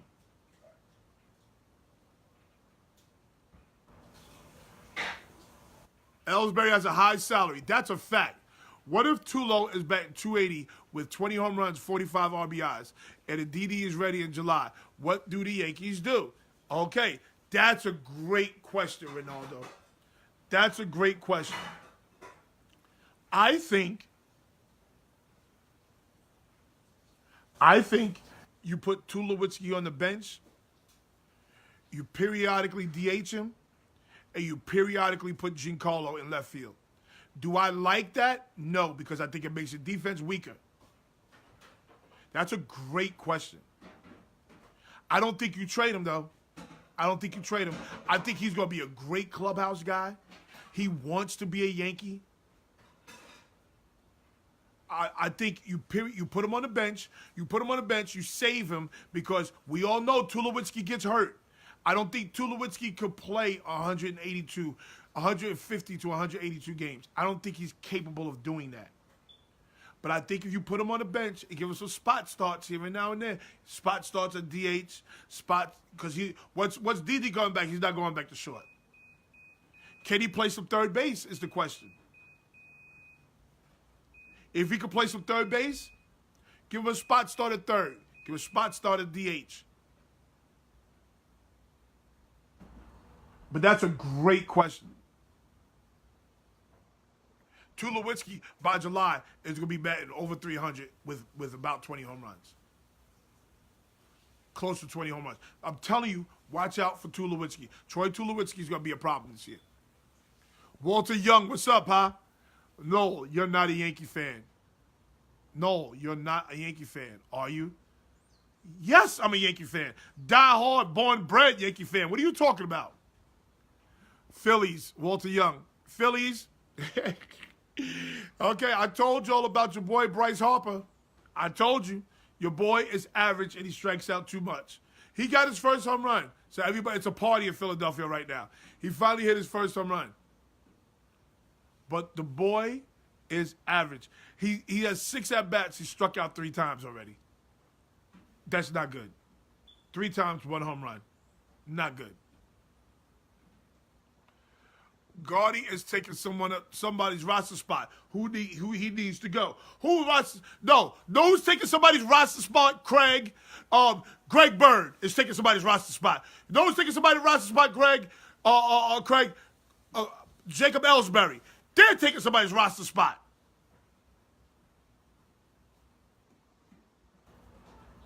Joe Girardi. I mean, not Joe Girardi. Brett Gardner needs to be right on the bench as the 4th outfielder. That's who he needs to be, the 4th outfielder. Craig don't even know what he's talking about. Reynaldo, that is not a realistic question for this stage of Tulo's career. Why is that? Ronald Wingfield, congratulations yesterday, sir. Congratulations, Ronald Wingfield. Ronald Wingfield won his first semi-pro game yesterday. He has an all-star team. Congratulations on the recruiting process. He has an all-star team. He got 2 quarterbacks, 4 running backs, 22 receivers, 6 DNs. He did a good job. Let's see if he can maintain that. If he can maintain that, God bless him. If he can maintain all those egos, God bless Ronald Wingfield. If Ronald Wingfield can maintain all those egos, he needs to give a clinic on coaching egos. God bless him. I ain't mad at him. But back to what I was saying. Craig, what is Craig talking about? Again, let's see if I can bring Craig on. Because Craig likes to say silliness.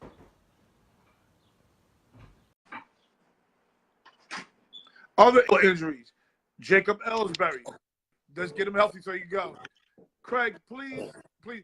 First of all, let's start. Are you a Yankee fan? I'm definitely a Yankee fan. Okay.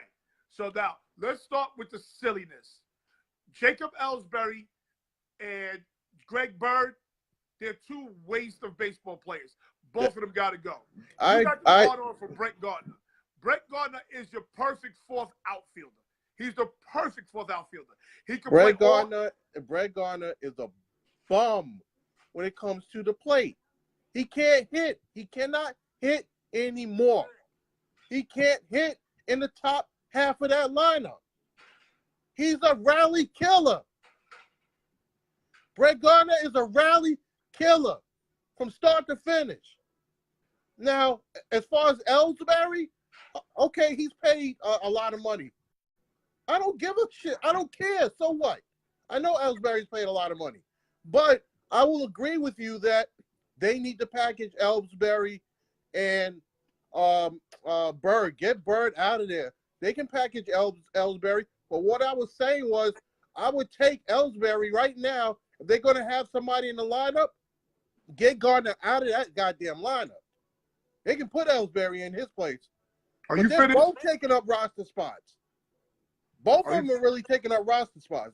But they can't move Ellsbury because he makes too much money. Are you finished? One more thing. Ronald Torreyes. Why did you need to get rid of this guy?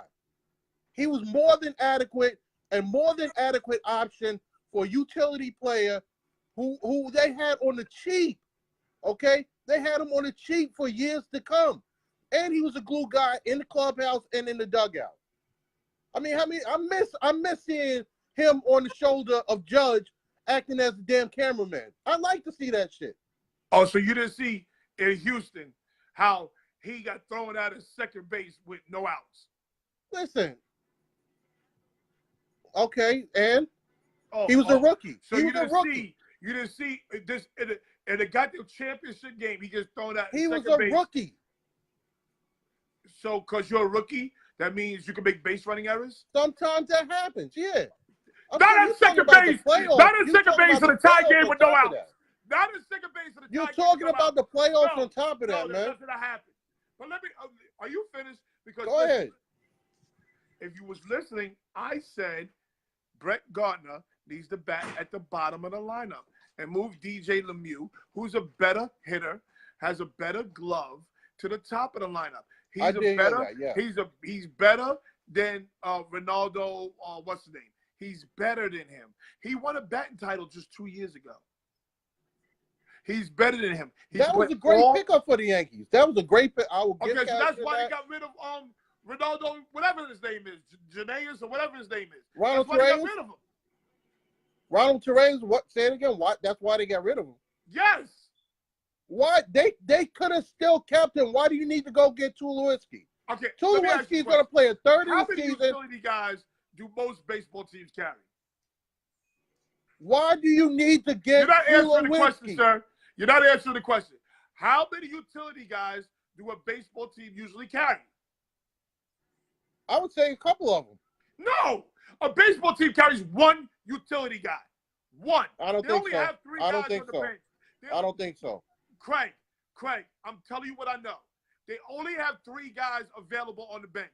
One is always a utility guy. They don't carry 2 and 3 utility guys. Utility guys aren't guys. So when what's his name comes back? Let me finish, please. I'll let you speak. Utility guys aren't usually guys that can hit. You happen to have a DJ Lemieux. You happen to have a utility guy that can hit. So when Didi comes back, right? They're gonna get rid of who? They're not gonna get rid of anybody. They have a guy on the bench. I forget his name, but he's going down to the minors. So then Tulo, get rid of Greg Bird. I don't give a damn. Somebody's going when Hicks comes back. I'm talking about when Hicks is there. When Hicks comes back, this is what's going to happen. When Hicks comes back, Hicks is going to center field. Hicks is going to center field. Who's the center right now? Brett Gardner's in center field. Brett Gardner will go to left. Oh gosh, I'm just saying. But Gardner, just listen. First, when Hicks comes back, they were saying that that Bird was going to probably go down in the minors. Okay, what I'm saying is when Hicks comes back, and then later on when Didi comes back. Okay, what's the roster? What's the bench going to look like? Why are they going to have Didi? They're going to have DJ Lemieux, and they're going to have DJ Lemieux is not going to be on the bench. DJ Lemieux is not going to be on the bench. So then they're going to start Didi, and they're going to take that third. They're going to take the third baseman, the backup rookie of the year, who got shitted on because he should have been rookie of the year, and they're going to put him at DH because they're on that bullshit with people of color who are quote unquote in their developmental stage. The guy made 15 errors last year. 15. Craig, let's just talk 15. Baseball. Let's just talk baseball. Let's not talk about people of color or anything like that. Is Miguel Andujar a good third baseman? Not talking about hitting. 15 errors. Not talking about hitting. Does he have a great it's glove? 15 errors, a lot of errors. If you look up, you're not answering the question. Is Miguel Andujar a good third baseman? He's a okay. I'm gonna answer your question. He is an adequate third baseman, and he's still learning. Okay.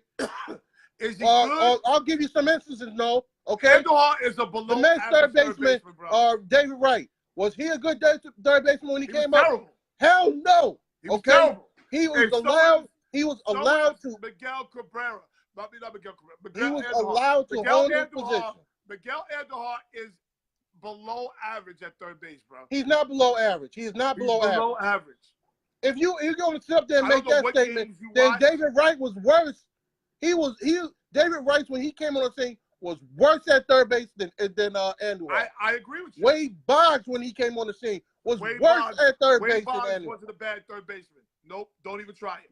No. Not a bad third baseman. The book is already out on that, man. Wade Boggs was definitely suspect at third. Wade Boggs was above average. Don't even try it. That second baseman that the Mets traded, not traded, but he went to the Nationals on the free agent deal. How long is he playing second base? He's still playing second base. You know why he plays second base? Because that motherfucker can hit. He can and Andujar can't? Andujar can't?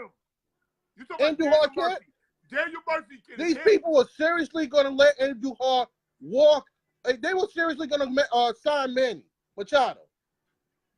But Manny, they didn't want to come down to Manny's price. They didn't want to come up to Manny's price. But they didn't. They didn't. Man, you can't talk about what they would have done, Craig. They on that bullshit. If you, and I'm sorry, listen, I got white friends, all right? I'm sorry. But if you have a white guy who's, well, I don't know, 23 years old, that comes on the scene and has a season that Andujar had and only makes 15 errors at third base all year long, you telling me that they're gonna still want another third baseman to play that position? A 23-year-old? Craig. Fuck no. Craig. I'm tired of this bullshit, man. Craig.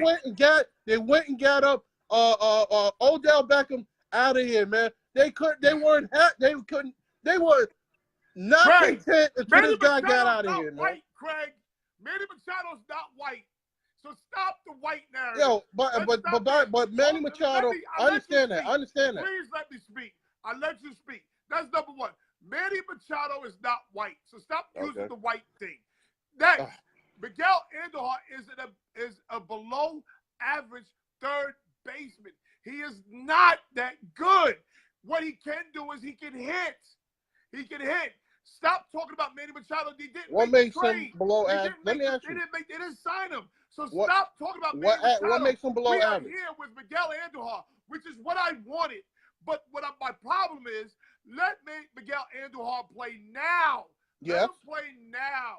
Agreed. So he can make all his mistakes now. Agreed. But because let him own his position. Because you're not listening to me, because Aaron Hicks is hurt, I understand what they're doing. They're putting Giancarlo Stanton out there because he's a natural left fielder. Right. And putting him out. He's not a good left fielder. He's just a natural left fielder. He's not good. And when Aaron Hicks comes back, they will possibly put Andujar back at third base. No. See, you're making this argument, and the thing that stands out the most is Andujar is in only his second year.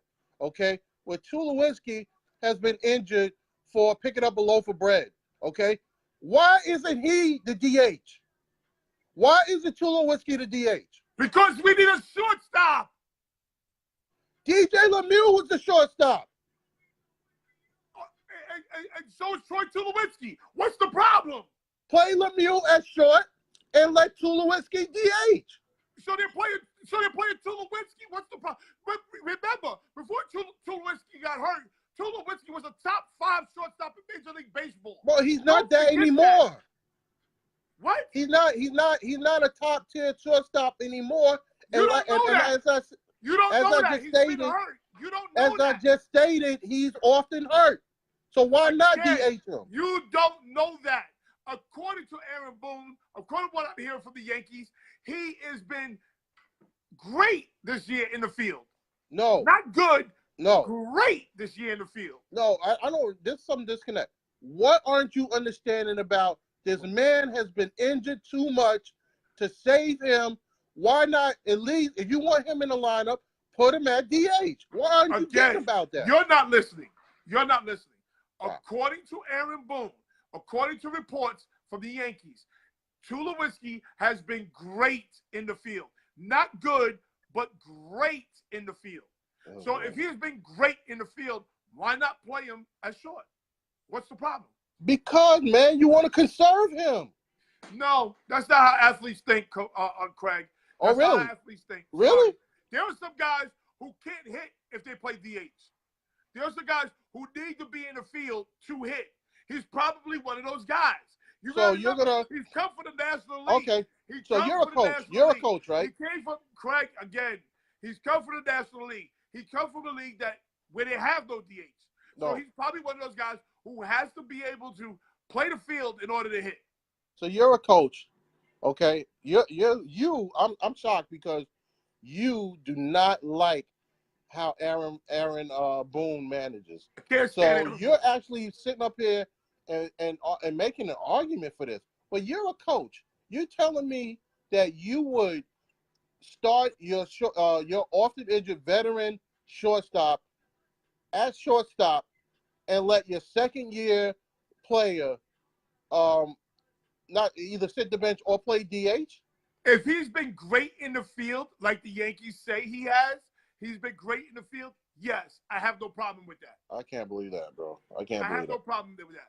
I have no can't problem believe with that, that on man. several It's reasons. early in the season. Several reasons why I have no problem with that. A, if he's often injured, I still have DJ Lemieux. I also have DD Gregorius coming back anyway.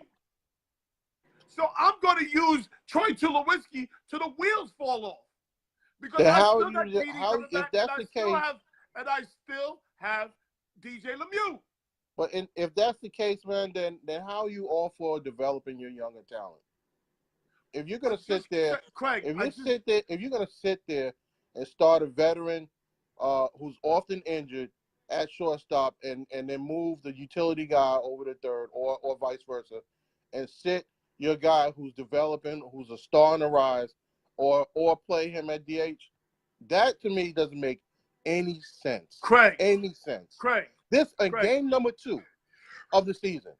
Craig, first of all, I agree with you in saying that I think Andrew Hart should play now.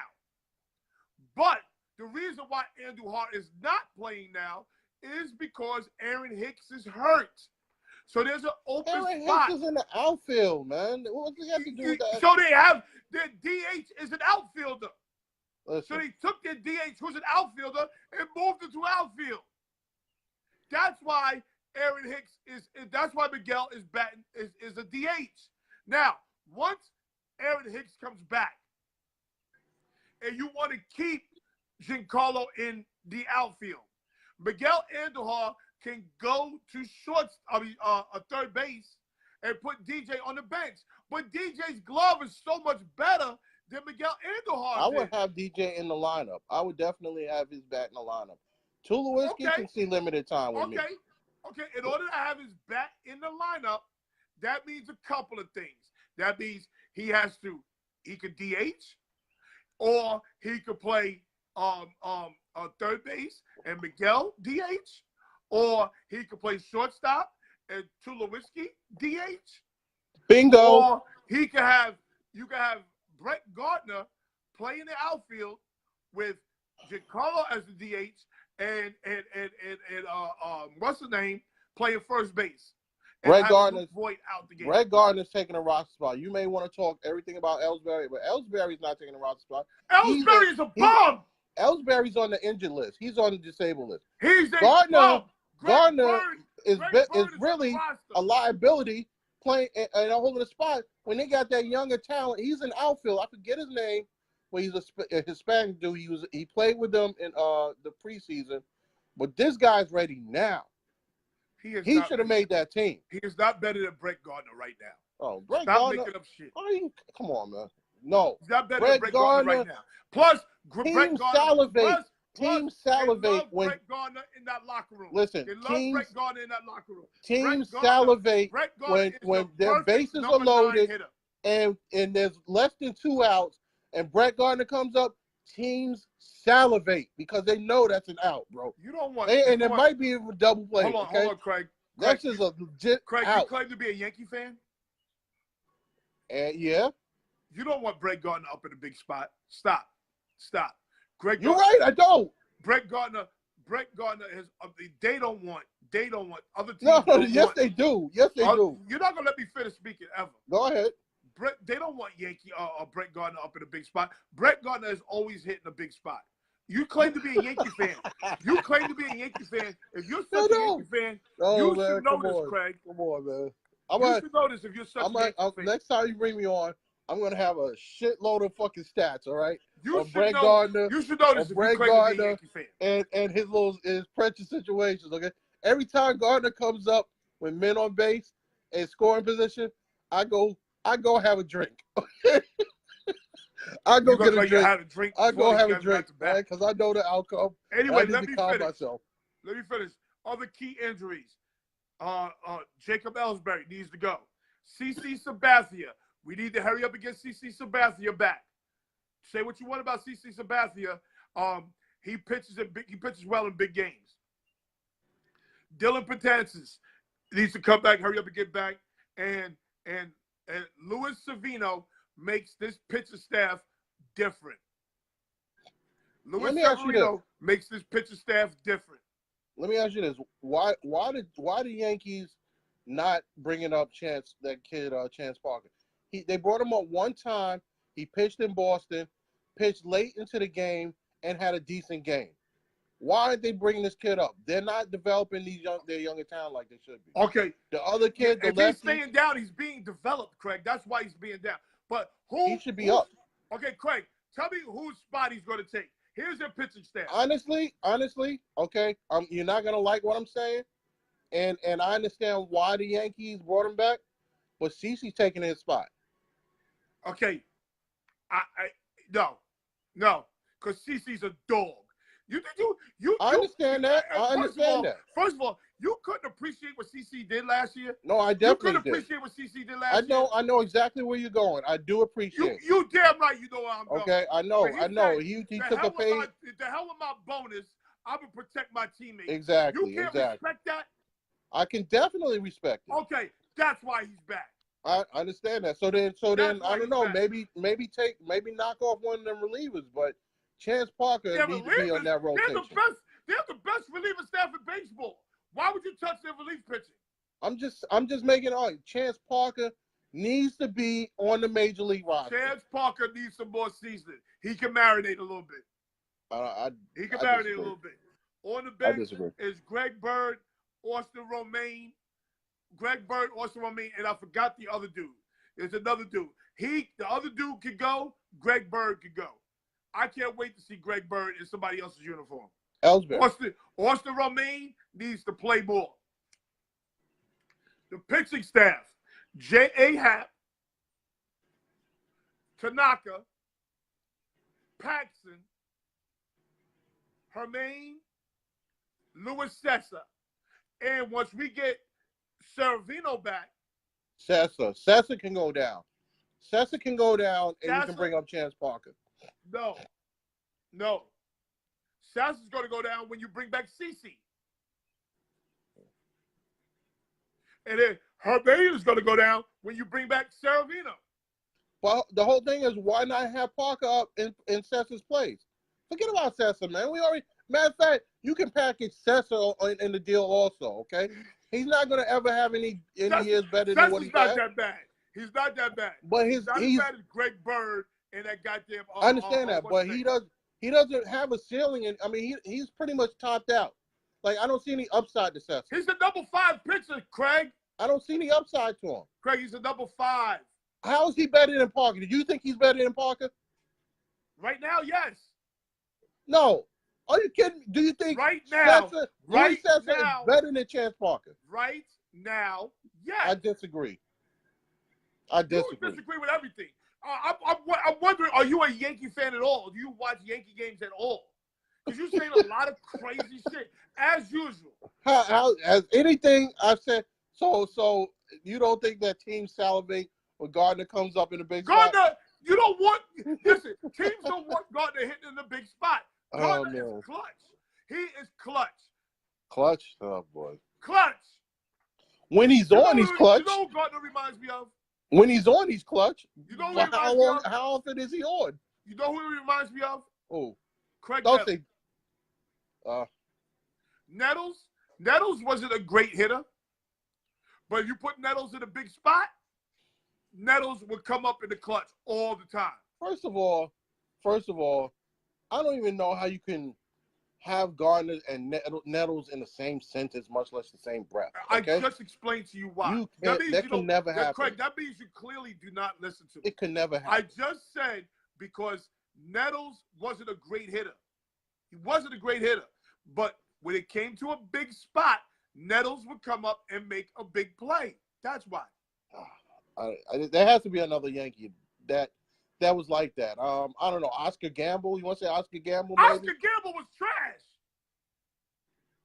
Then why was he a Yankee so long? He was a Oscar DH Gamble who couldn't hit.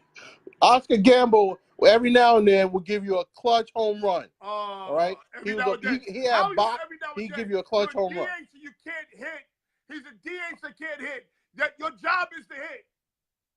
But Gardner, who can't hit, is in the leadoff spot. I just said to you, I agree with you. He should be at the bottom of the lineup. And DJ Lemieux should be at the top of the lineup. You do not listen, Craig.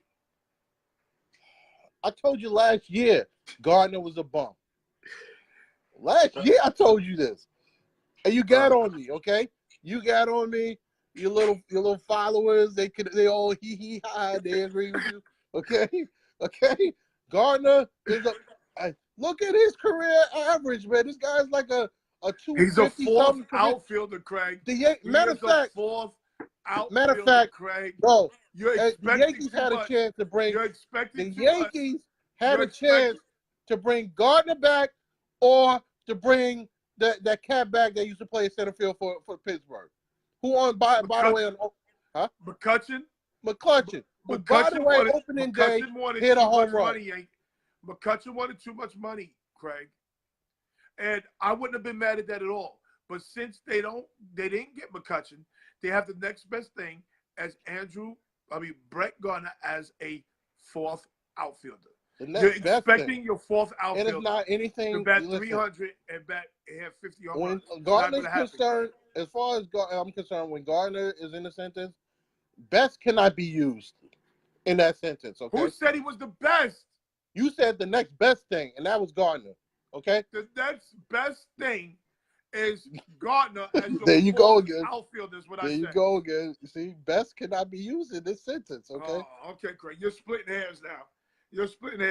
Let me move on to the NCAA tournament. Yeah, please do. Yankees got to go World Series. Please do. Michigan shit the bed. Okay, shit the bed. How are you gonna have 29 goddamn points in the second half with 8 minutes left in the game? Shit the bed. That's not take. I'm sorry, but Texas Tech, they came to play. That's a real team right there. That guy, what's his name, Culver? He's gonna be a nice NBA player, very nice NBA player. Whoever gets him, he's gonna have a nice little career in the NBA. Okay, so can I steer the narrative of my show? Go. I'm sorry. Can I steer the narrative? Okay. Yes. Let's talk Final Four. In the West, Texas Tech beat Gonzaga, which blew my whole bracket up. I had Gonzaga winning the whole thing. Texas Tech caught Gonzaga on a bad shooting night. Can Texas Tech play defense? Yes. Is the kid Colton, I think that's his name, Colton or whatever, is he a good player? Yes. But they caught them on a bad night, a bad shooting night, because Lord knows Gonzaga could shoot the lights out. Is Texas Tech have any chance of winning the championship? No. They have no chance. 0.0 chance at winning a national championship.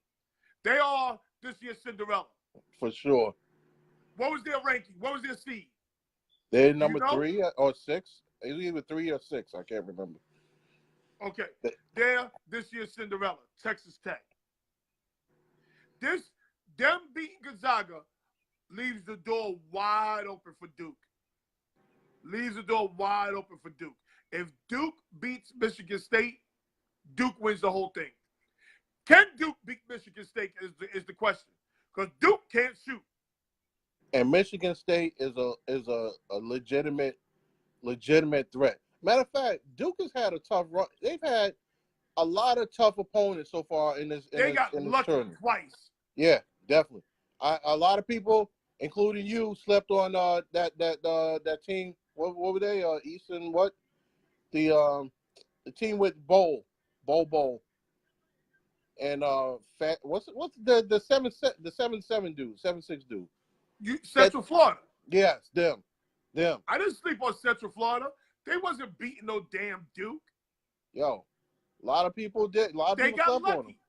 A lot of people slept on them. But they wasn't beating no Duke. We're not talking about that. Stop talking about the past. We're talking about Michigan State. No, I'm just talking about their path. Their path has been a tough one. Okay, can Michigan State beat Duke? Yes, they can. They most certainly can. Tell us how. I'm gonna say it's gonna come down to coaching between the both of them. If Michigan State wins, it's gonna come down to coaching. Coaching is a wash. They're both great coaches. Coaching is a wash. So I don't I'm not think going to say so. coaching. I don't like how Michigan State plays. Michigan State wants to bump and grind. Only thing Michigan State has over Duke is they can shoot the three better than Duke. So if Michigan State has any chance of winning, they have to shoot the lights out to beat Duke. And is Cam what's they going to be able to play? That's the other question. Right. How hurt right. is he? Yeah, that's definitely a question. I mean, I say coaching because if you neutralize Williamson, okay, then you can beat Duke. You Who can't is let him neutralized get. You Williamson? can't let him go. Stop talking about if you neutralize Williamson. There hasn't been a team to neutralize him yet. That doesn't say. That's not to say that it can't be done. Okay, Craig. John Thompson created that box and won. John Thompson created the box and won to neutralize people with that. Stop talking to me about what would, could, should. Nobody. He gets his 20-10 every game. Nobody has stopped him yet.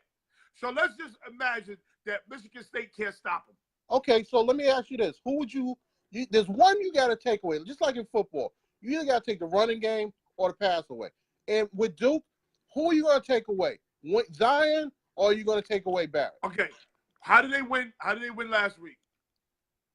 I tell you who you take away. You take away Trey Jones, because Trey Jones is trash. Agreed. Trey Jones had like 15 points. 15 points they wasn't even accounting for.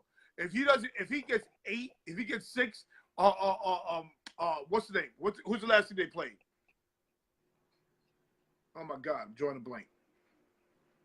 They played. Oh, it wasn't Tennessee. I forget who they played too. Oh my God, whoever they played, the last game they played, they would have won.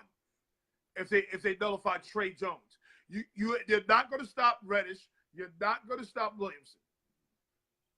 Virginia Tech, that's who they played. Virginia Tech. Right. If Virginia Tech stops Trey Jones, Virginia Tech wins. Well, so who do you have? Duke or Michigan State? I'm going with Duke. All right, so am I. Virginia sucks. Oh my God. Virginia is dreadful. What? Listen. Somebody, please. Oh, I can't stand watching them. It's like watching paint dry. They were hitting all them shots last night, though. White kids who make the black kids unathletic too. They're just atrocious to watch. They were hitting shots last night. You gotta blow the whistle, referees, because they hack the shit out of people. They are hacks. They play like the Knicks played in the late 90s. They gotta like give it to them. They made the play down the stretch, though. They made plays down the stretch. They suck. They got. I understand what you're saying, but they were hitting circus shots last night, and they made plays down the stretch. I mean, okay. Well, they should have lost that game. I need Virginia to get smacked. So, being that I need Virginia to get smacked, although I like this Auburn team, the only way Auburn can beat Kentucky is if they shot it the way they shot it against North Carolina. The chances of them shooting at that percentage 2 games in a row is very low. Very low. So Didn't I got Kentucky. What?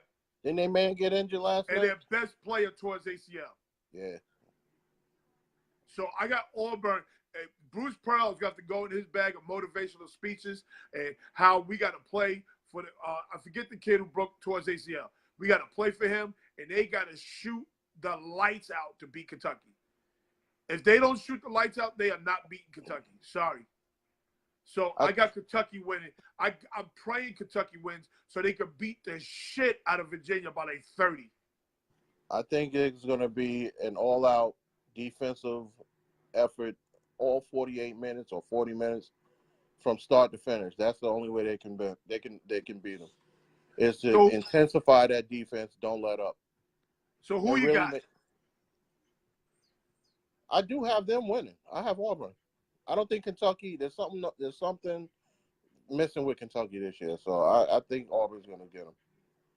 I still think Auburn's going to win that game. Even with their best player out. Yeah. I do not see Auburn beating Kentucky without their best player. Unless they shoot over 45% from three. They're going to open That's it the up. only way. They definitely going to open it up. Okay, so your Final Four is Texas Tech, Duke, Virginia, and Auburn. My Final Four is Texas Tech, Duke, Virginia, and Kentucky. All I know is this. I can't sit here on a Monday night and watch Virginia play in the national championship. I'll be asleep by halftime. Yeah, I think so. It's certain teams that just, no matter what, Virginia's one of them, Purdue, both basketball and football, they're another. They just, for whatever reason, they will not win. Gonzaga's becoming another one. They show for the Gonzaga shit the bed. Sorry. Gonzaga Yep. shit the bed. Gonzaga got to win that game. Gonzaga shit the bed. That's terrible, Bob. Yeah, but they've been in the public. They've been prominent for the last decade now, and they haven't really done it. This is their best team. This is their best team in a weak tournament, in a weak field. This is their best team. Well, they shit the bed. They shit the bed. I thought All right, Michigan would at least make to the Elite Eight. They shit the bed. All right. All right, bro. I'll holler at you later. Later. All right, everybody. That's Craig Davis with his Looney Tunes, his lunatic predictions and everything else. That's Craig Davis. Again, thank you for your support.